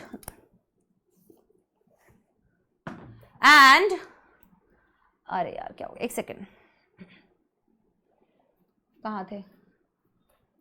Long Walk to Freedom and the Trees by Adrienne Rich. Mandela's fight against apartheid reflects how determination can overcome deep-rooted injustice. तो चलिए, good morning everyone. Ram Ram, good morning everyone. Today I wish to highlight the resilience of the human. आज मैं highlight करना चाहता हूं resilience of the human spirit as seen in Nelson Mandela, Nelson Mandela के अंदर भी जो दिखाया गया है, and trees by Adrienne Rich. Mandela's fight against apartheid reflects how determination can overcome deep-rooted injustice. तो मंडेला की जो फाइट थी अपार्थाइड के अगेंस्ट, ये रिफ्लेक्ट करती है कि कैसे डिटर्मिनेशन जो है वो डीप रूटेड इनजस्टिस, मतलब कई सालों से जो इनजस्टिस हो रहा था, जो बस चुका था सोसाइटी की नस नस में, उसको भी खत्म किया जा सकता है। Similarly Rich poem through the metaphor of trees celebrates women's emergence from suppression, striving for identity and space, right. So both text shows that equality demands courage and endurance. तो ये दोनों ही टेक्स्ट शो करते हैं कि कहीं ना कहीं equality जो है वो डिमांड करती है करेज और endurance. मंडेला's imprisonment and rich symbolic trees remind us that resistance may be slow but it is powerful, right? So together they inspire us to rise above discrimination and fight for justice with strength and hope. Thank you. Clear हो गया?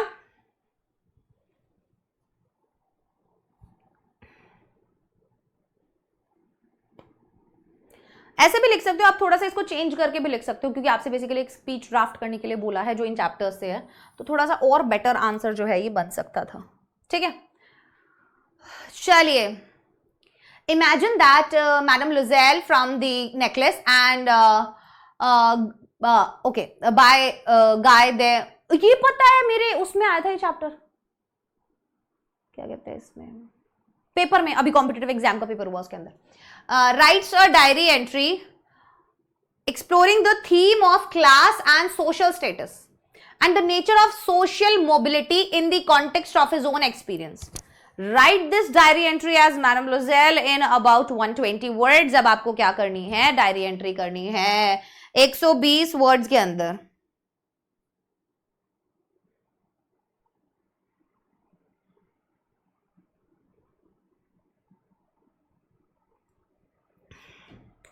करिए।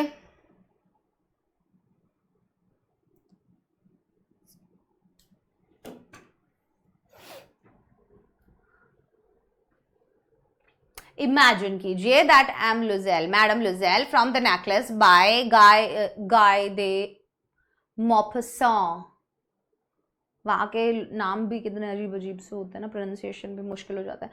Rights a diary entry exploring the theme of class and social status. तो diary entry करना है, theme होना चाहिए class और social status and the nature of social mobility in the context of his own experience. ये रहा एक answer, इसका स्क्रीनशॉट ले लीजिएगा, पढ़ लीजिएगा, बढ़िया आंसर है। ठीक है,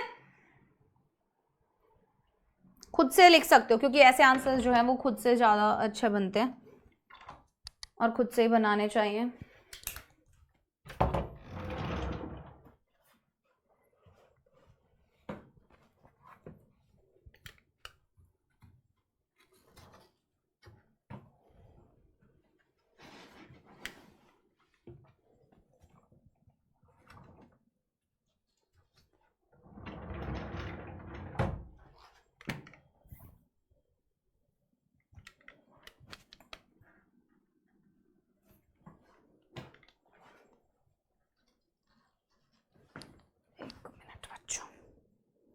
ले लिया स्क्रीनशॉट, बढ़ जाएं आगे।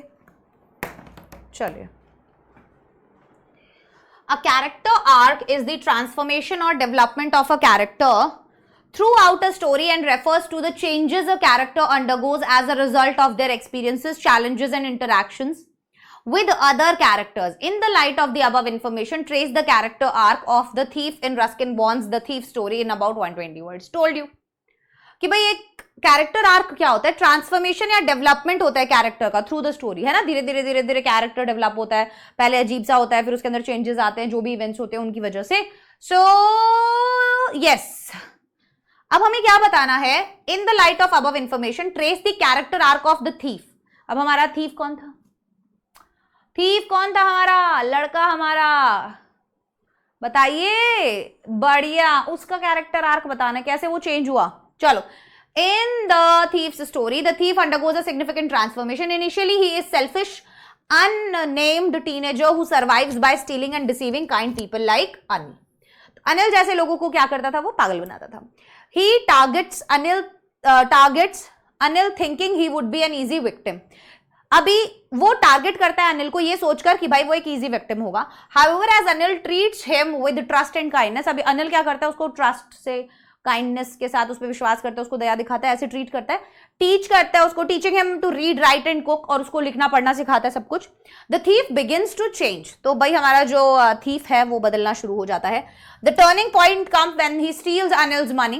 टर्निंग पॉइंट तब आता है जब वो अनिल का पैसा चुराता है, but feels guilty and returns it, पर उसको गिल्टी फील होता है और वो उसको वापस कर देता है।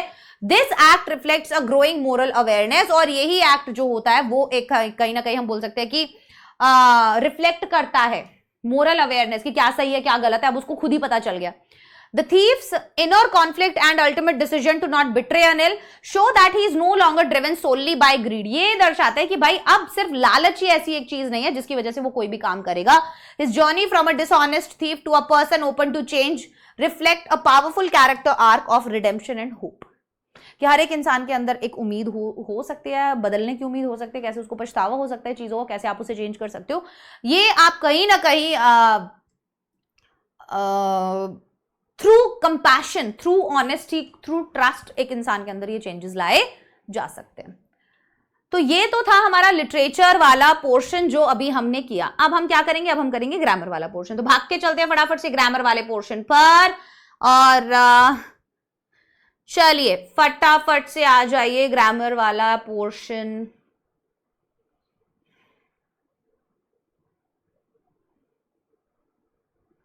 ये तो राइटिंग है, ये रहा, ठीक है। कहाँ है राइटिंग, स्टार्ट कर, यहां से। चलो क्वेश्चन नंबर 1 क्या कहता है, fill in the blank by using the correct form of the word in the bracket for given portion of a letter. अभी हमें क्या करना है, ब्लैंक फिल करना है, ठीक है, using the correct form of the word का करेक्ट फॉर्म यूज करना in the bracket for the given portion of the letter. Dear sir, this is with reference to committee letter of recommendation that blank space the nominations for safe residential area award for this current year. This is with reference, बहुत easy है यार, highlight की जगह क्या आ जाएगा यहाँ पर, that क्या करता है, that highlights, very good, verb का first form S या ES। ये किस रेफरेंस में मैं लिख रहा हूं, committee's letter of recommendation that, जो कि हाईलाइट करता है the nomination for safe residential area, right, present simple में। आगे बढ़ जाते हैं। This delightful recipe must keep your hunger pangs at bay with its balanced spices and oriental flavour. क्या बोल रहे हैं, ये जो डिलाइटफुल रेसिपी है must keep your hunger pangs at bay, तुम्हारे क्या करेगी, जो क्रेविंग्स होती है ना उनको थोड़ा दूर रखेगी, with its balanced spices and oriental flavour. क्या गलत है यहां पर, सोचो तुम, टाइम लो, take your time. This delightful recipe must keep, अभी याद करो यार, मस्ट का यूज हम कहां किया करते थे, हाँ कहां करते हैं मस्ट का यूज, कौन सी चीजों में मस्ट का यूज करते हैं, तो बेटा मस्ट का यूज तो हो जाता है जब किसी तरीके की कोई ड्यूटी हो, कोई इंटरनल ऑब्लिगेशन हो, है ना, कि वो काम करना ही करना है, इंटरनल ऑब्लिगेशन हो गया, ऑब्लिगेशन मतलब होता है ड्यूटी, ठीक है, हाँ, तो मस्ट नहीं आएगा, विल आएगा, ठीक है। कि this delightful recipe will keep, क्या करेगी ये डिलाइटफुल रेसिपी, ये तुम्हारी हंगर पैंग्स को दूर रखेगी। I don't know what is happening with me, मुझे इतना ज्यादा एलर्जी होने लगा है चीजों से, मतलब पता है अभी मुझे क्या हो रहा है, ये मेरे जो बाल है ना, ये मेरे हाथ पे लग रहे हैं जब मैं ऐसे ऐसे करके बोल रही हूँ, उसी से मुझे यहां पर पूरा रैश हो गया है। उससे कैसे रैश हो सकते हैं यार, कल मैंने हल्का सा ऑयल लगाया, मेरी आंखें सूजी पड़ी थी, मेरी कल वाले सैंपल पेपर की वीडियो देखना, कतई बिल्कुल ऐसे गोल मुंह लग रहा है एकदम अंडे जैसा, उसमें छोटी छोटी आंखें किसी ने बना दी हो। Abhilasha and Neha had a conversation about the inauguration of Neha's dance academy. अभी अभिलाषा और नेहा का एक कॉन्वर्सेशन हुआ इनॉग्रेशन को लेकर डांस अकेडमी के। Report Abhilasha's question, is your best friend helping you in this venture. अभी उनका क्वेश्चन क्या है, ये है question, is your best friend helping you in this venture.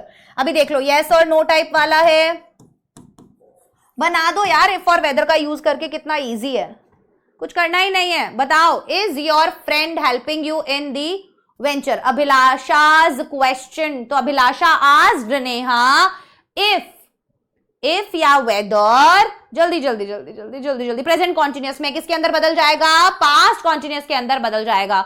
This venture किस में बदल जाएगा, दैट वेंचर में बदल जाएगा। बना दीजिए, अभिलाषा आस्क्ड नेहा वेदर या if her best friend was helping her in that venture. Her क्यों आया यहां पर, योर क्या था, सेकंड पर्सन, रिपोर्टिंग वर्ब के ऑब्जेक्ट के अनुसार, ऑब्जेक्ट क्या है, Neha, so her best friend was helping her, again you है तो her in that venture, this venture that venture में बदल गया। कुछ भी नहीं है, बहुत इजी है। आगे बढ़ जाते हैं। Read the dialogue between Shabnam and her mentor Sara regarding her summer internship program. बनाइए, पढ़िए।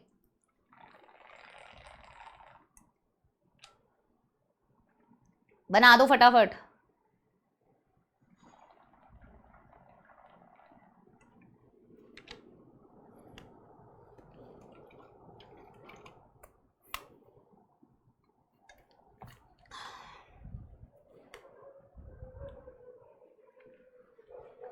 देखो, Sara, why did you choose to participate in this internship program. भाई सारा बोलती है कि भाई क्यों तुम चूज कर रहे हो, क्यों तुम आखिरकार इस इंटर्नशिप प्रोग्राम के अंदर हिस्सा लेना चाहती हो।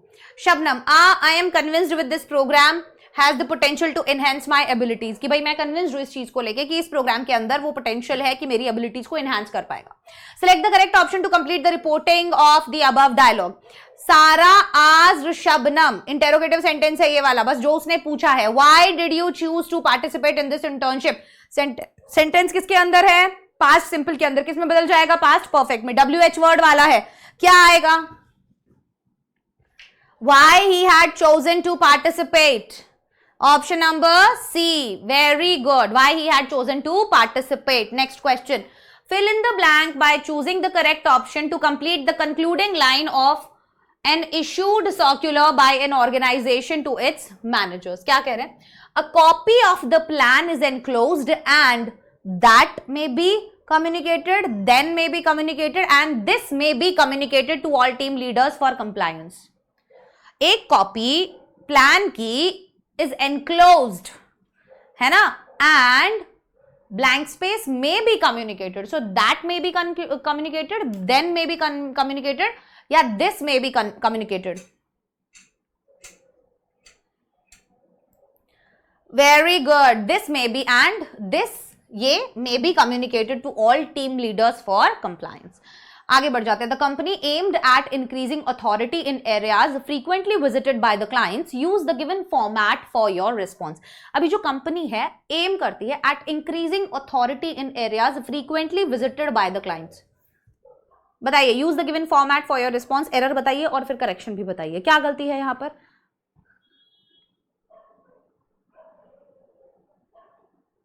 सोचो. Commercial companies current marketing strategy. Current marketing strategy लिखी है तो एम्स आएगा ना भाई. करंट यहां पे आ गया तुम्हारा मेन चीज. तो पास्ट में क्यों दिया हुआ है? करंट है वो. aims, right? चलिए, select the option that defines the error and supplies the correction for the closing line from an analytical report. In conclusion, this study explores the association among short sleep pattern and overnight youngsters. देखो ये यहां से लेके यहां तक कि in conclusion, this study explores the association among short sleep pattern and overweight youngsters. भैया दो चीजों के बीच में है तो अमंग नहीं आएगा, बिटवीन आएगा. अमंग होता है दो से ज्यादा के बीच में जब हम बोलते हैं. दो के लिए है तो बिटवीन आएगा. ऑप्शन नंबर सी यहां पर सही जवाब हो जाएगा. For two we use between, for more than two we use among. Next one, the experience of nursing an injured bird left me blank space, grateful for knowing the importance of being kind and compassionate to all creatures. कह रहे हैं जो experience है of nursing an injured bird left me what? ये पहले भी question आ चुका है सैंपल पेपर में, पहले भी दिया हुआ था. left me feeling grateful, having felt या feels. left me with what? feeling grateful. very good. left me feeling लिख रही हूं, feeling grateful. चलिए next question. Report the dialogue between a vendor and his customer by completing the sentence. कैसे? It is nice to see you sir. Customer, yes indeed, unlike last month I have been away for quite some time this month. So the vendor greeted his customer respectfully and mentioned that he was pleased to see him, है ना. The customer answered in the affirmative and explained that, और फिर उन्होंने क्या explain किया? yes indeed, unlike last month I have been away for quite some time this month. I have been away. Sentence किसके अंदर है और चेंज किसके अंदर होगा? Take your time. I am giving you time. मेरे को कोई जल्दी नहीं है. मैं चाहती हूं तुम लोग एक बार इसको सॉल्व करो खुद से.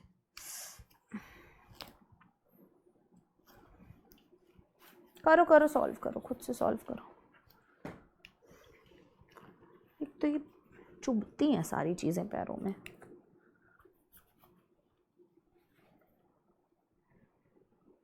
चप्पल पहनने की आदत कैसे डलेगी भाई? मुझे बहुत ही बुरी एक ये आदत है कि मुझे आदत ही तो नहीं है मुझे चप्पल पहनना पसंद ही नहीं है. या तो मैं शूज पहन सकती हूँ, चप्पल नहीं पहन सकती मैं. मुझे पता नहीं क्यों अजीब सा लगता है. बनाओ यार, मैं इसीलिए साइड में थी ताकि तुम्हें पूरा का पूरा अपना सेंटेंस जो है वो ढंग से दिख जाए, है ना. बना दो.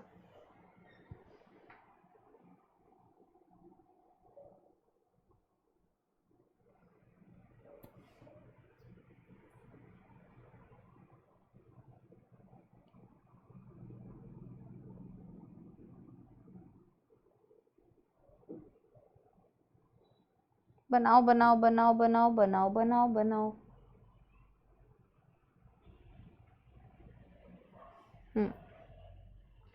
यस, सो देखिए, unlike the previous month, last month को हमने क्या बना दिया?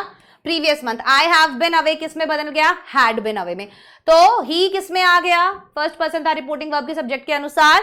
ही had been away for quite some time. This month किस में बदल गया? दैट मंथ में. चलिए आगे बढ़ जाते हैं. Fill in the blank by choosing the correct option to complete the live feed on a school news channel.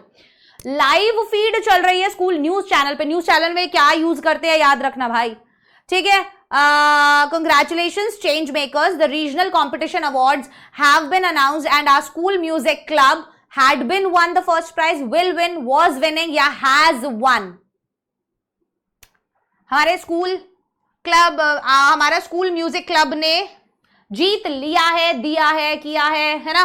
So option number D has won the first prize. आगे बढ़ जाते हैं। Complete the line from a self-awareness song by filling the blank with the correct option. The river runs through your veins, the trees and mountains blank space your name, the moon and stars watch over, you're guiding your way back home to dream the night away। बना दो भाई, complete करो line को। The river runs, है ना, through your veins, the trees and mountains calls your name। बोलो, call your name, trees और mountains दो अलग अलग नाउन है, एंड से जोड़ रखे हैं तो प्लूरल नहीं, प्लूरल ही आएगा। वर्ब का फर्स्ट फॉर्म प्लूरल होता है इसीलिए प्लूरल आएगा। Call your name. आगे बढ़ जाते हैं। Identify the error and supply correction of the following note in a passengers flight instruction manual. क्या है? आइडेंटिफाई करना है हमको, एरर और करेक्शन सप्लाई करना है। नोट क्या दिया हुआ है? इंस्ट्रक्शंस है। इंस्ट्रक्शन अगर दिए होते हैं तो वो याद कर लेना, 10th पढ़ाए थे तब बताया था। Passengers will not reach the airport late in order to avoid a fine equivalent to 5% of the basic fare। क्या दिक्कत है? Passengers will not reach the airport late, नहीं पहुंचेंगे एयरपोर्ट लेट।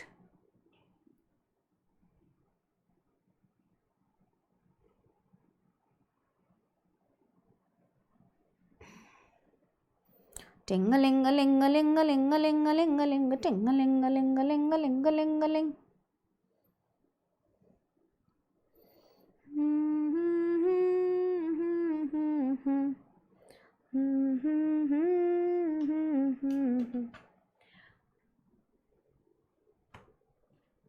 अब भाई यहाँ पर वो एक सजेशन दे रही हैं, एक एडवाइस दे रही हैं, तो हम ऑब्वियसली क्या करेंगे? विल नहीं लिखेंगे यहाँ पर, हम लिख देंगे शुड। कि उन्हें क्या करना चाहिए कि passengers should not reach the airport late, उन्हें नहीं पहुंचना चाहिए airport late in order to avoid a fine equivalent, ठीक है, to 5% of the basic fare. चलिए आगे बढ़ते हैं। अब आ जाते हैं हमारे राइटिंग स्किल्स के ऊपर। राइटिंग स्किल्स के अंदर हमें जो भी चैप्टर्स में जो भी क्वेश्चंस यहाँ पर दिए हुए हैं भाई बहुत इंपॉर्टेंट है, और इनको बिल्कुल भी मिस मत करना, अच्छे से प्रैक्टिस करके चले जाना, ठीक है। फॉर्मेट बहुत ज्यादा इंपॉर्टेंट होता है। क्वेश्चन देख लेते हैं। As Vaishali Nathani of 214 Indrayani apartments, Vaishali street, दायपुर, you believe that forming ecology clubs and appointing eco-minders in your city can aid in preservation and conservation of nature. Write a letter to the MLA of your city area in about 120 words suggesting the need to form such clubs, share their importance and implications, recommend the involvement of resident volunteers for implementation of eco club activities that nurture and protect the local ecosystem। क्या बोला जा रहा है? आप क्या है? आप वैशाली हैं, यहां रहती हैं, आपका एड्रेस दे दिया। यू बिलीव दैट, आपको लगता है कि अगर हम इकोलॉजी क्लब्स जो है अगर वो बनाते हैं, एंड अगर हम इको माइंडर्स जो हैं उनको अपॉइंट करते हैं हमारे सिटी के, तो उससे क्या हो सकता है कि हम अपने नेचर को प्रिजर्व कर पाएंगे, बचा पाएंगे। हमें एमएलए को हमारी सिटी के लेटर लिखना है 120 वर्ड्स का, ये बताते हुए कि क्यों जरूरत है ऐसे क्लब्स की, हमें इंपॉर्टेंस बताना है और इंप्लीकेशन भी बताना है कि कैसे हम ये कर सकते हैं। Recommend the involvement of resident volunteers for implementation of eco club activities that nurture and protect the local ecosystem। कर दोगे? इजी है। चलिए स्टार्टिंग कैसे होती है? सबसे पहले हमें लिखा जाता है सेंडर्स एड्रेस, जो आपको दिया हुआ है एज इट इज, कहीं पर भी कॉमा नहीं आएगा, हर एक वर्ड का फर्स्ट लेटर कैपिटल आएगा, ठीक है। फिर आप एक लाइन का गैप देते हैं, डेट लिखते हैं। डेट का फॉर्मेट यही रहता है, पहले आप डेट लिखोगे, फिर आप मंथ लिखोगे, फिर आप ईयर लिखोगे, फिर अगेन आपको एक लाइन का गैप देना है, फिर आपको डेजिग्नेशन लिखना होता है दी एमएलए, है ना, जनता हाउस, उसका फिर आपको एड्रेस लिखना है। फिर अगेन एक लाइन का गैप देके आप सब्जेक्ट लिखते हैं। सब्जेक्ट आपका 5 से 6 वर्ड्स, इतने ज्यादा लंबा नहीं होना चाहिए। जैसे request to form ecology clubs and appoint eco minders, ये आपको क्वेश्चन में ही मिल जाता है। ये रहा, you believe that forming eco clubs and appointing eco minders in your city, तो आप इसी बारे में यहां पर उसको वो बना के लिख दोगे, क्या कहते हैं, सब्जेक्ट बना के लिख दोगे। आगे बढ़ जाते हैं। सर लिख दीजिएगा, सैल्यूटेशन भूलिएगा मत। सर, रिस्पेक्टेड सर भी लिख सकते हो, रिस्पेक्टेड मैम लिख सकते हो, सर लिख सकते हो, मैम लिख सकते हो, तुम्हारे ऊपर है, कोई दिक्कत नहीं है। कॉमा लगा भी सकते हो, नहीं भी लगा सकते हो, दोनों ही ठीक है, गलती कुछ भी नहीं है, बट मैं रेकमेंड करूंगी कि मत लगाना, अब नहीं लगाते हैं, ठीक है। कहीं पे भी कॉमा आपको दिख रहा है, नहीं दिख रहा है, चलिए आगे बढ़ जाते हैं। I am writing to express concern about the rising environmental degradation in our city. अब आप सबसे पहले पैराग्राफ में बताते हो पर्पस कि आप ये क्यों लिख रहे हो। कह रहे हैं मैं लिख रहा हूं, अपने आप को बेसिकली आपको इंट्रोड्यूस नहीं करना होता, यहां पे आपको पर्पस लिखना होता है, इंट्रोड्यूस करना होता है, व्हाट इज द पर्पस, आप क्यों ये लेटर लिख रहे हो। So I am writing to express concern about the rising environmental degradation, मैं लिख रहा हूं, ठीक है, मैं लिख रही हूं या लिख रहा हूं, एक्सप्रेस करने के लिए कंसर्न किसके regarding, rising environmental degradation in our city, जो एनवायरमेंटल डिग्रेडेशन हो रहा है हमारी सिटी का, उसके अंदर। आई स्ट्रांगली सजेस्ट दैट, और मैं ये सजेस्ट करता हूं कि फॉर्मेशन जो है इकोलॉजी क्लब्स का और इको माइंडर्स को अपॉइंट करने का ये बहुत हेल्पफुल होगा to promote environmental awareness and action, ठीक है। फिर नेक्स्ट में हम बताएंगे कि भाई क्यों करना चाहिए, कैसे करना चाहिए, क्या फायदे हो सकते हैं। सो प्रॉब्लम्स बताते हैं हम, या फिर हम फायदे बताते हैं कि वो क्यों करना चाहिए। So these clubs can play a vital role in protecting the local ecosystem through tree plantation drives. अब हम बता रहे हैं कि भाई देखो ये जो है ना, ये बहुत फायदेमंद होगा हमारे लिए, हम जो लोकल इकोसिस्टम है ना, अलग अलग ड्राइव्स के थ्रू, जैसे ट्री प्लांटेशन ड्राइव हमने करा, सोसाइटी के सारे लोग आज क्या करेंगे, एक एक पेड़ लगाएंगे, bird house making, composting, water conservation, ये सब चीजें हम बता सकते हैं लोगों को कि वो करना शुरू करें। They will also help in educating residents about sustainable practices, और वो इको माइंडर्स जो है वो हेल्प करेंगे यहाँ के लोगों की, ठीक है, उनको बताएंगे सस्टेनेबल प्रैक्टिसेस की कैसे भाई चीजें जो हैं उनको यूज करना चाहिए, है ना। So I recommend involving resident volunteers specially youth for implementation. मैं चाहता हूं कि उन लोगों को वॉलंटियर्स जो है वहां के ही रेजिडेंट के जो लोग हैं उनको वॉलंटियर किया जाए, वो खुद से आके वहां पे मदद करें, और ये बहुत हेल्पफुल भी होगा।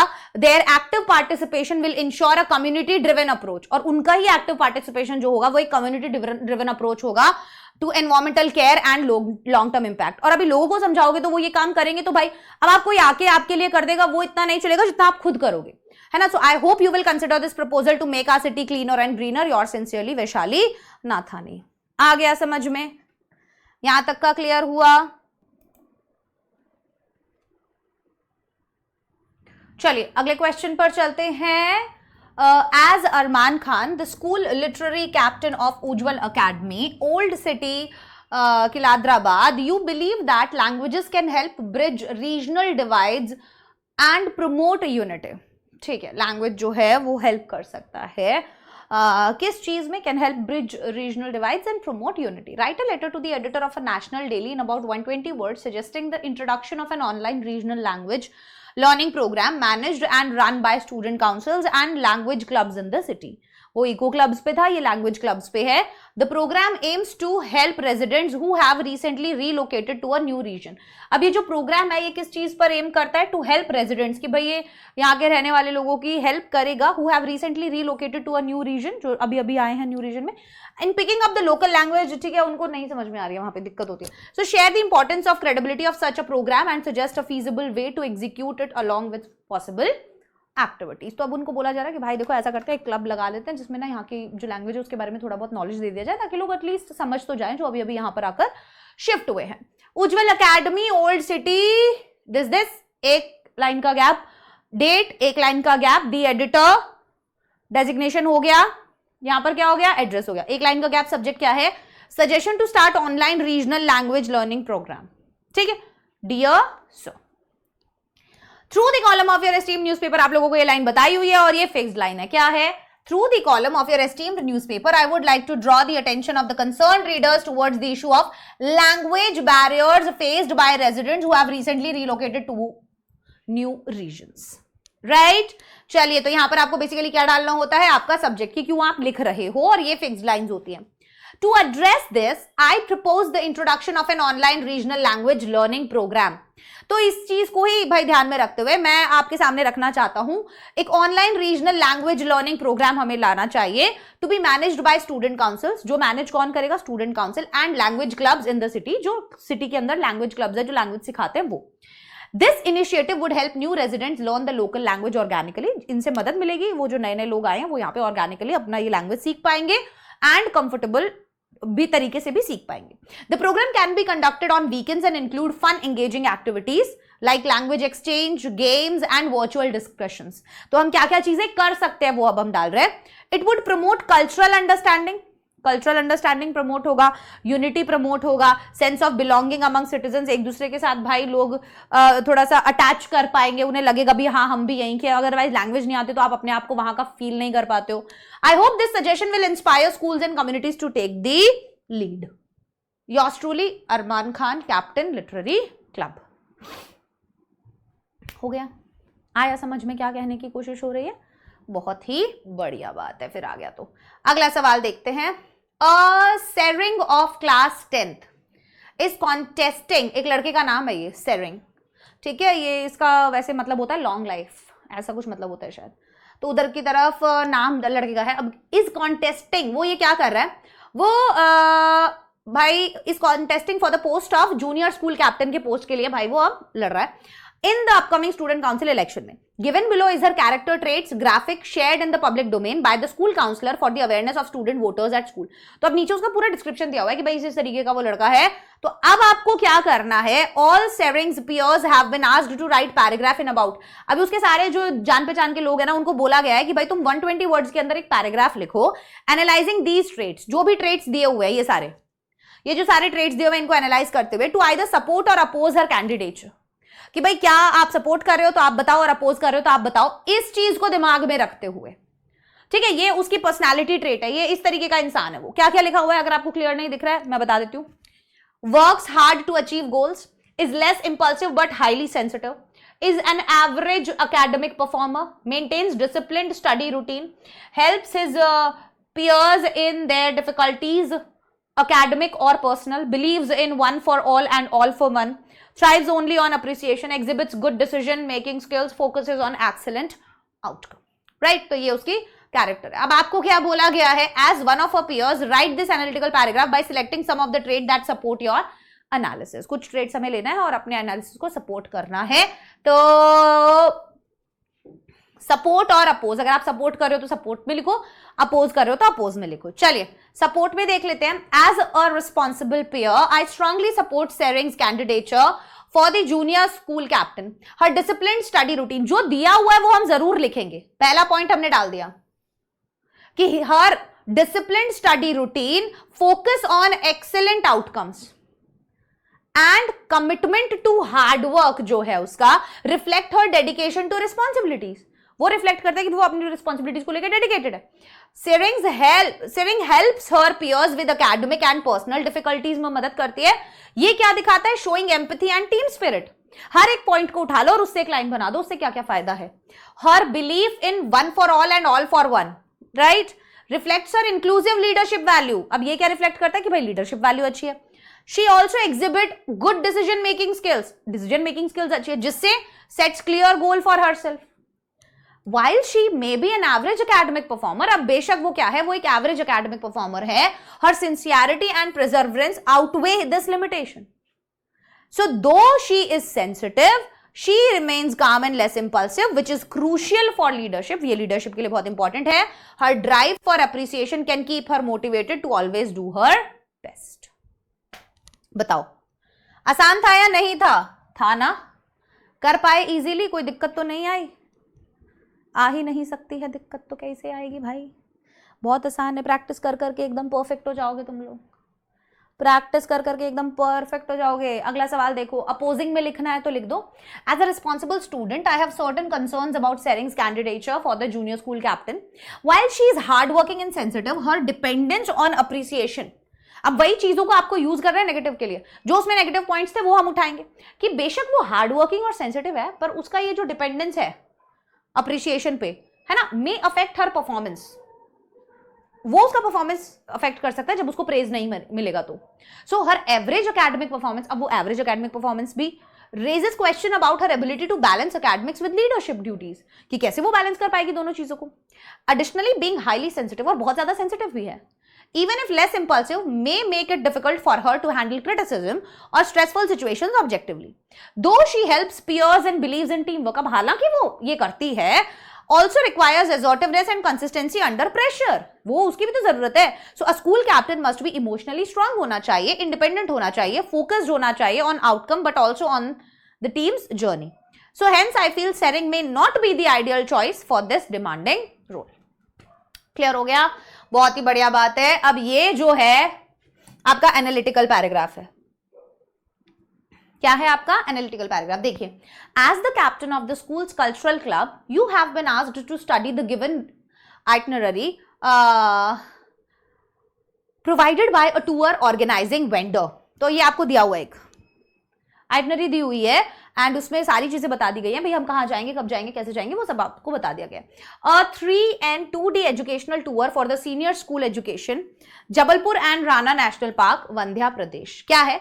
Tour travel and sight seeing by bus होगा, accommodation on quad sharing basis, 1 staff complimentary for every 20 students, कि भाई हर 20 बच्चों पे एक स्टाफ होगा. Bottled mineral water throughout the tour, dance party on 22 November, insurance policy of 20,000 per head, provision of tour managers assistance to all places. अब ये एक आपको पूरा दे दिया कि भाई कब कब हम कहाँ कहाँ घूमने वाले हैं, कि रिपोर्टिंग होगी इस टाइम पे, यहाँ गार्डन यहाँ जाएंगे, फिर हम यहाँ जाएंगे, फिर लंच होगा, फिर मार्बल रॉक्स जाएंगे, फिर रानी म्यूजियम जाएंगे, फिर वापस होटल आएंगे, फिर टाइगर रिजर्व जाएंगे, फिर वापस होटल आएंगे. ये सारा का सारा आपको एक क्वेश्चन के अंदर दे दिया गया है. अब आपको क्या करना है भाई? Analyse this itinerary to either prove or reject the tour proposal. अब आप इसको देख के या तो अप्रूव करोगे कि भाई हाँ ठीक है आप जाना चाहते हो, या आप मना करोगे. ठीक है, स्टूडेंट की सेफ्टी से रिगार्डिंग, इंटरेस्ट और फिजिकल वेलनेस से regarding. Right this analytical paragraph. अब हमें ये एनालिटिकल पैराग्राफ लिखना है इन अबाउट 120 वर्ड्स, 120 शब्दों के अंदर, bye selecting features that support your analysis. ठीक है, तो अगर आप उसमें लिख रहे हो, सपोर्ट में लिख रहे हो, या जिस भी चीज में लिख रहे हो, आपको बस वो फीचर्स उठाने. ठीक है ना, जो आपके एनालिसिस को सपोर्ट करते हैं. चलिए लिखते हैं. After analysing the proposed itinerary I approve the educational tour to Jabalpur and Rana national park. ठीक है, the trip balances learning and enjoyment through carefully planned sight seeing such as बेड़ाघाट fall, marble rock and Rani Durgavati museum. सब कुछ हमने सारा information वहीं से उठाया है, उसको हमें यहां पर लिखना है. The 7-hour visit to Rana Tiger Reserve offers students valuable exposure to wildlife. कि भाई 7 घंटे का ये जो है, इससे बहुत अच्छा एक्सपीरियंस मिलेगा बच्चों को वाइल्ड लाइफ का, एंड बायोडाइवर्सिटी का. Safety is prioritize through staff to student ratio, कि भाई स्टाफ और स्टूडेंट का रेशियो जो दिखाया उससे सेफ्टी भी प्रायोरिटाइज हो गई, कि भाई 20 बच्चों पे एक स्टाफ रहेगा. बॉटल मिनरल वाटर मिलेगा, इंश्योरेंस कवरेज मिल रहा है पर हेड पे, and presence of tour manager भी है. So the journey includes proper rest with timely return. अब पूरा दिया हुआ है तो रेस्ट भी मिल रहा है, वापस भी आ रहे टाइम से होटल पे. एंश्योरिंग फिजिकल वेलनेस, जिसकी वजह से बच्चों को कोई प्रॉब्लम नहीं होगा, ज्यादा थकान नहीं होगी, है ना. So accommodation on a quad sharing basis support social bonding and comfort, and a dance party on day 1 adds fun and recreation. Overall the plan consider interest, safety and wellness, making it a well rounded learning experience. चलो भाई, यहां तक तो मुझे लगता है सभी बच्चों को क्लैरिटी मिल गई होगी. अब हम है ना अनसीन पैसेज पर दौड़ जाते हैं फटाफट से, क्योंकि अभी 2 अनसीन पैसेजेस भी हमारे बचे हुए हैं और काफी लंबा हमारा लेक्चर खिंच गया है. 1.5 घंटे तो हमें हो ही गए हैं, आधा घंटा और लगाएंगे, अनसीन पैसेज को फटाफट से खत्म करेंगे. चलिए, ये रहा आपका अनसीन पैसेज. मैंने आप सभी बच्चों को बताया कि स्टार्टिंग के 15 मिनट्स में एक बार अनसीन पैसेज का रीडिंग आपको जरूर करना ही करना होता है. तो आइए हम एक बार रीडिंग कर लेते हैं. मैं साइड में हट रही हूं, आप लोग रीड कीजिए. मैं आपके साथ साथ रीड करती जाऊंगी, बट मैं सामने आती हूँ तो फिर आप रीड नहीं कर पाते हैं कई बच्चे. As a high school student, studying poetry can be a roller coaster ride. This journey is punctuated by moments of profound appreciation for simpler pieces and intermittent frustration with more complex works. Let's be real here, some poems are just plain confusing and no amount of rereading seems to help decipher the intended meaning. The puzzlement that results from such instances can be both vexing and demotivating. तो basically यहाँ पर क्या दिया हुआ है कि एक high school student होने के तौर पे पोइट्री पढ़ना जो है वो एक रोलर कोस्टर राइड हो सकता है, और ये जो जर्नी है is punctuated by moments of profound appreciation for simpler pieces and intermittent frustration with more complex work. अभी बेटा क्या होता है कि आसान आसान पोइट्री मिलती है ना तो उसको पढ़ने में मजा आता है, लेकिन कहीं ना कहीं ये जो मुश्किल वाली हो जाती है ना उसकी वजह से हम डीमोटिवेट हो जाते हैं.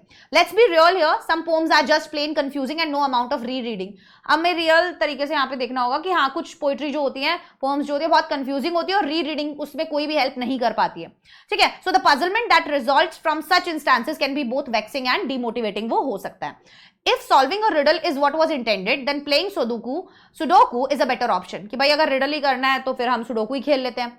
One is led to ponder if obscurity was the goal.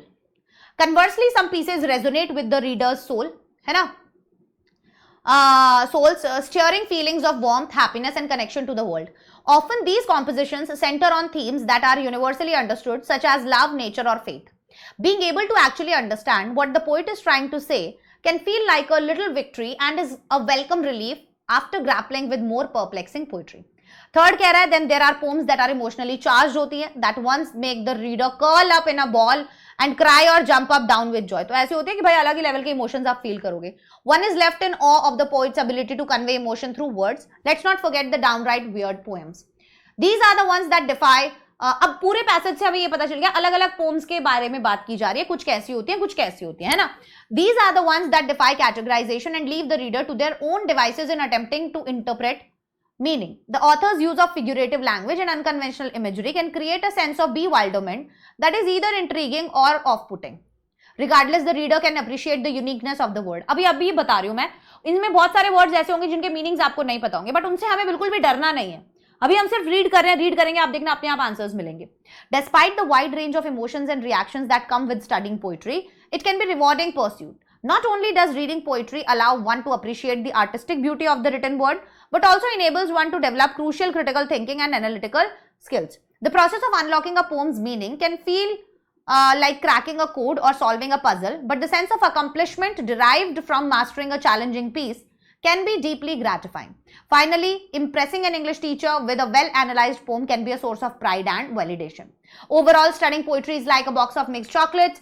You never know what you are going to get, but whether it's complex, emotional or simple, or just downright weird, there is always something to be gained from the experience. So let's applaud all the poets out there for making us laugh, cry, scratch our heads and occasionally feel like a genius.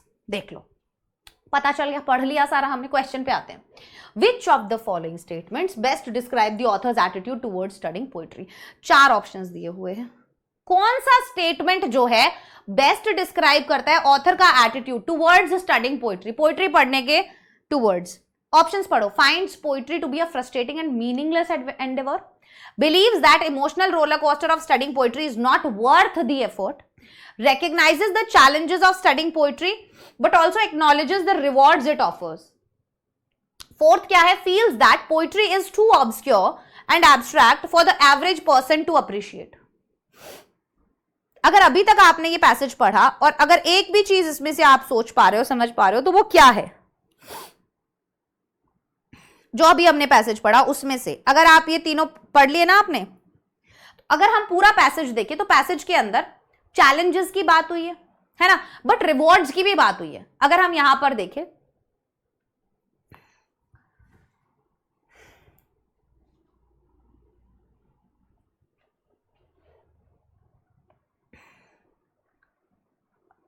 यहां पर भी दिया हुआ है वैसे तो, कि overall studying poetry is like a box of mixed chocolate. Mix chocolate जैसा है.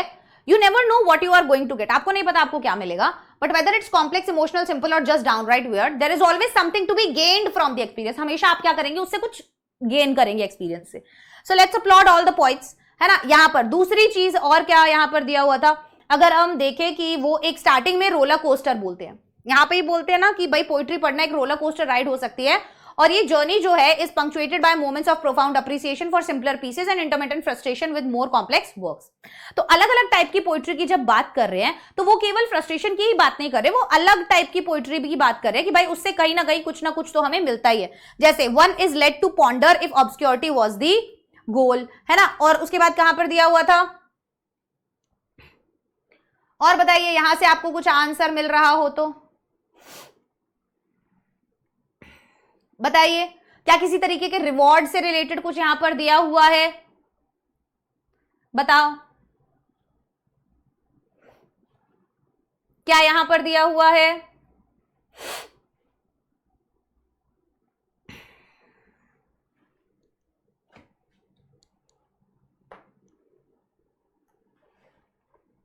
देखो भाई, अगर आप ये पूरा का पूरा पैसेज पढ़ रहे हो ना, तो इसके अंदर जेन्युइनली ये बात बोली जा रही है हर जगह कि भाई कुछ ना कुछ प्रॉब्लम हो सकती है, लेकिन आपको हर एक बार बताया जा रहा है कि ये देखो, जैसे सेंस ऑफ अकम्प्लिशमेंट हम लोगों को कहीं ना कहीं मिलता है ना. Mastering a challenging piece can be deeply gratifying. हमारे लिए हो सकता है कि बहुत ही मुश्किल था पर हमें वो समझ में आ गया, तो उसके बाद हमें बहुत ज्यादा अच्छा भी लगा. तो बाकी सब चीजें भी वो यहाँ पर कंसिडर कर रहा है, और इसीलिए मैं देखती हूं कि फ्रस्ट्रेटिंग और मीनिंगलेस एंडेवर है, ऐसा हम नहीं बोल सकते, है ना। बेस्ट डिस्क्राइब क्या करता है, मुझे लगता है थर्ड वाला ऑप्शन, जिसके अंदर बोलता है कि ये रिकॉग्नाइज करता है चैलेंजेस ऑफ स्टडिंग पोइट्री, सारे अंदर उसमें चैलेंजेस की, ऐसी पोइट्री पढ़ना ऐसा होता है, ऐसा होता है, but also acknowledges the rewards it offers. पर ये भी बताता है, उसको भी बता रहा है कि भाई क्या क्या रिवॉर्ड है, क्या आप पढ़ोगे तो आपको बहुत अच्छा भी लगेगा, अलग अलग इमोशंस आपको फील होंगे, है ना। ये ऑप्शन नंबर सी बेस्ट है यहां पर, जो ये पूरे पैसेज को बताता है। अगला है rationalise your, what is the tone of the writer in the given lines from paragraph 1। Paragraph 1 के अंदर टोन बताना है राइटर का। Rationalise your response in about 40 words. 40 words के अंदर हमें हमारा रिस्पॉन्स रैशनलाइज करना है। If solving a riddle is what was intended then playing sudoku is better option. भाई सुडोकू ना खेल ले, हम पोएम क्यों पढ़े, है ना। अगर हमें कोई उलझन ही सॉल्व करनी है, पहेली ही सॉल्व करनी है, तो 1 is led to ponder if obscurity was the goal. तो यहां पर टोन बताइए, टोन बताओ, तुम बता सकते हो, बताओ, टोन बता सकते हो, पता चल पा रही है तुम्हें टोन। पैराग्राफ 1 लगाऊं तुम्हारे लिए, ये लो पैराग्राफ 1 देखो, बोलो।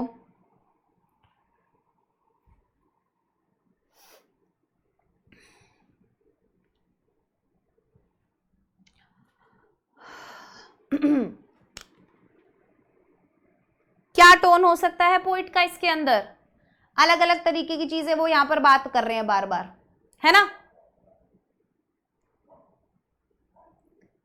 पॉन्डर मतलब होता है बेटा जब हम टाइम ले रहे हैं, किसी चीज को सोच रहे हैं, समझ रहे हैं, उस वो होता है पॉन्डर। यस। ऑब्सक्योरिटी होता है जब कोई मीनिंग हिडन होता है, वैसा वाला। हाँ ठीक है, तो यस यहां पर अगर हम टोन देखें रीडर की तो वो क्रिटिकल है। The writer expresses frustration with obscure poetry. कैसी पोइट्री होती है ऑब्सक्योर पोइट्री, जिसके अंदर मीनिंग हिडन होता है, आपको उसे पढ़ के उसका अंदर का मीनिंग खोज के निकालना होता है, राइट। सो वो वाले टोन है यहां पर पोइट का। The writer adopts a sarcastic and exasperated tone hinting at how overly abstract poems की जो बहुत ही मुश्किल poems होती हैं make poetry feel like an unnecessary riddle। उसकी वजह से हम क्या सोचते हैं कि पोइट्री जो है वो बहुत ही बेकार की एक उलझन है, पहेली है। And this shows dissatisfaction with poems that lack clarity. और कहीं ना कहीं ये चीज ही शो करती है एक डिससैटिस्फैक्शन उन पोम्स के प्रति जिनके अंदर क्लैरिटी नहीं होती, जो पढ़ते ही एकदम से समझ में नहीं आते, जिनका मीनिंग समझना पड़ता है, राइट। चलिए नेक्स्ट क्वेश्चन क्या है। The author's use of vivid imagery in the paragraph 3 such as call up in a ball and cry and jump up and down with joy greatly affects the reader because। क्यों affect करता है ये reader को, paragraph 3 के अंदर ये दिया हुआ है ना, बताओ बताओ।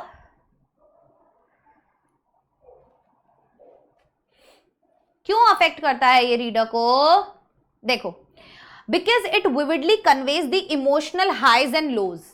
क्योंकि बहुत ही प्यारे तरीके से, बहुत ही बढ़िया तरीके से कन्वे कर पाता है इमोशनल हाई और लो। कभी आपको ऐसा रोना आ जाएगा, कभी आपको बहुत अच्छा फील होगा, है ना, आप जंप करने लग जाओगे। दैट पोइट्री कैन इवोक, जो पोइट्री आपके अंदर जगा सकती है, helping the reader to connect more personally with the content, जिसकी वजह से रीडर जो है वो ज्यादा पर्सनली कनेक्ट कर पाएगा कंटेंट के साथ। चलिए, the passage includes some words that are opposite of each other from the set A to E below identify two sets of antonym।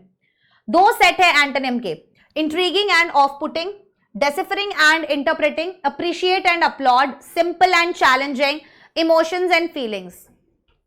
तो A और D आपको दिख रहा है, इंट्रीगिंग और off putting obviously, and simple और challenging ये दो एंटोनिम्स हैं। So they represent opposite concepts को रिप्रेजेंट करते हैं, with simple meaning easy, uncomplicated और straightforward, while challenging means difficult, demanding और requiring effort। वहीं पर in the given passage the author uses both terms, दोनों ही terms को यूज करता है to describe different types of poetry that a reader may encounter। दोनों ही तरीके की पोइट्री को सामने रखने के लिए जो रीडर एनकाउंटर, मतलब जो भी रीडर के सामने आ सकती है ना। बताइए, यस और नो बोलो बेटा, यस और नो बोला करो कि हाँ मैडम, नहीं मैडम, ये मैडम, वो madam.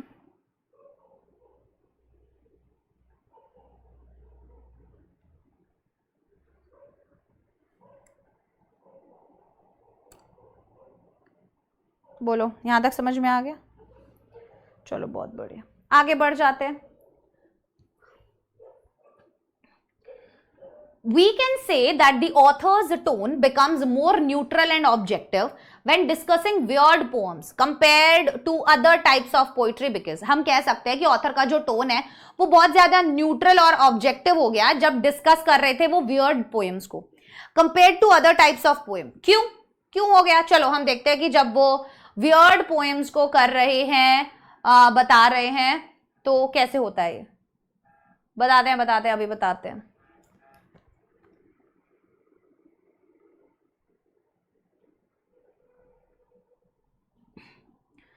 Compared to other types of poetry, because चलिए देखते हैं वियर्ड पोम्स के बारे में जहां पर बताया हुआ है, एक बार उसको जरूर पढ़ लेते हैं। कहां है? Weird. Then there are poems that are emotionally charged, the ones. Let's not forget the downright weird poems. तो कह रहे हैं भाई भूलना नहीं है हमें. These are the ones, ये वो हैं that defy categorization and leave the reader to their own devices in attempting to interpret meaning. अब ये वो हैं जो क्या करते हैं? That defy characterization and leave the reader to their own devices. भाई उनको वो कहीं ना कहीं रीडर पे छोड़ देता है सब कुछ कि भाई तुम देख लो, तुम अपने आप मीनिंग निकाल लो इसका जो तुम्हें निकालना है। The author's use of figurative language and unconventional imagery can create a sense of bewilderment. और ये कहीं ना कहीं एक bewilderment जो है वो सेंस क्रिएट कर देती है that is either intriguing or off-putting, जो या तो intriguing है या off-putting है। Regardless, the reader can appreciate the uniqueness of the work, लेकिन रीडर जो है वो फिर भी क्या कर सकता है, जो वर्क की यूनिकनेस है, मतलब उसका जो ये अलग एक नेचर है, इसको अप्रिशिएट कर सकता है। ठीक है। इंट्रीगिंग क्या होता है? इंट्रीगिंग मतलब होता है जो चीज बहुत ही ज्यादा फैसिनेटिंग होती है, बहुत ही ज्यादा इंटरेस्टिंग होती है, दैट इज इंट्रीगिंग। ठीक है। तो वो इंट्रीगिंग भी हो सकता है आपके लिए या फिर वो ऑफ पुटिंग भी हो सकता है कि आपको हो सकता है उससे ज्यादा बहुत ज्यादा एक्साइटमेंट भी हो और या आप डिमोटिवेट भी हो जाओ। चलिए हमारे आंसर की तरफ बढ़ जाते हैं। Tone becomes neutral and objective because writer acknowledges both confusing and creative aspects of such poems. क्योंकि कंफ्यूजिंग एस्पेक्ट है, इंट्रीगिंग भी हो सकता है, ऑफ पुटिंग भी हो सकता है, without taking a strong stance. ठीक है, यहां तक समझा? यहां तक घुसा दिमाग में? यहां तक पल्ले पड़ा कुछ कि भाई क्या करना है, कैसे करना है?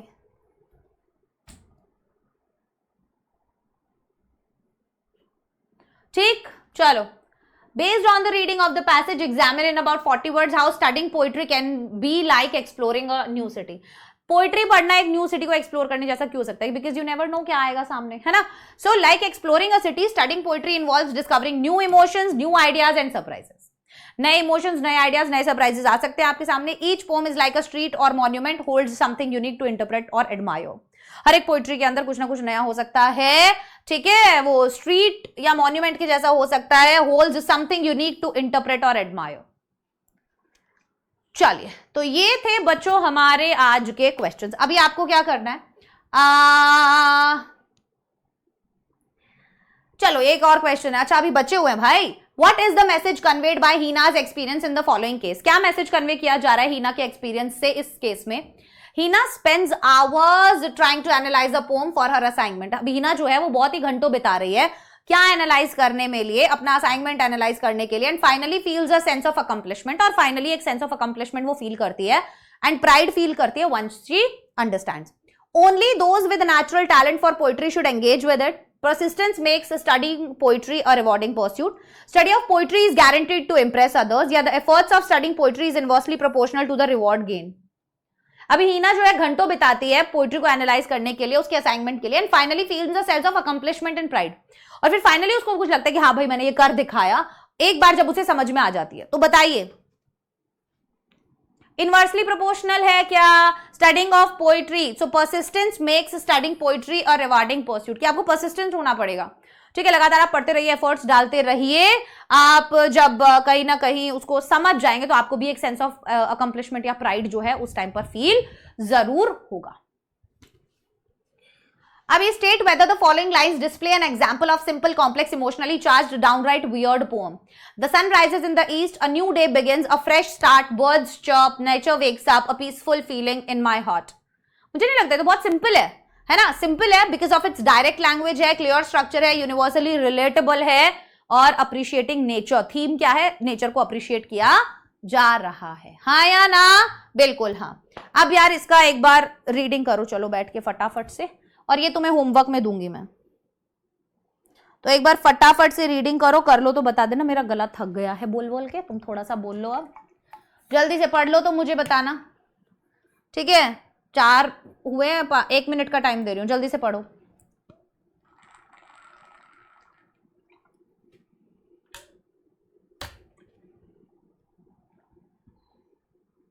पढ़ना तो नहीं पड़ेगा मुझे तुम्हारे साथ।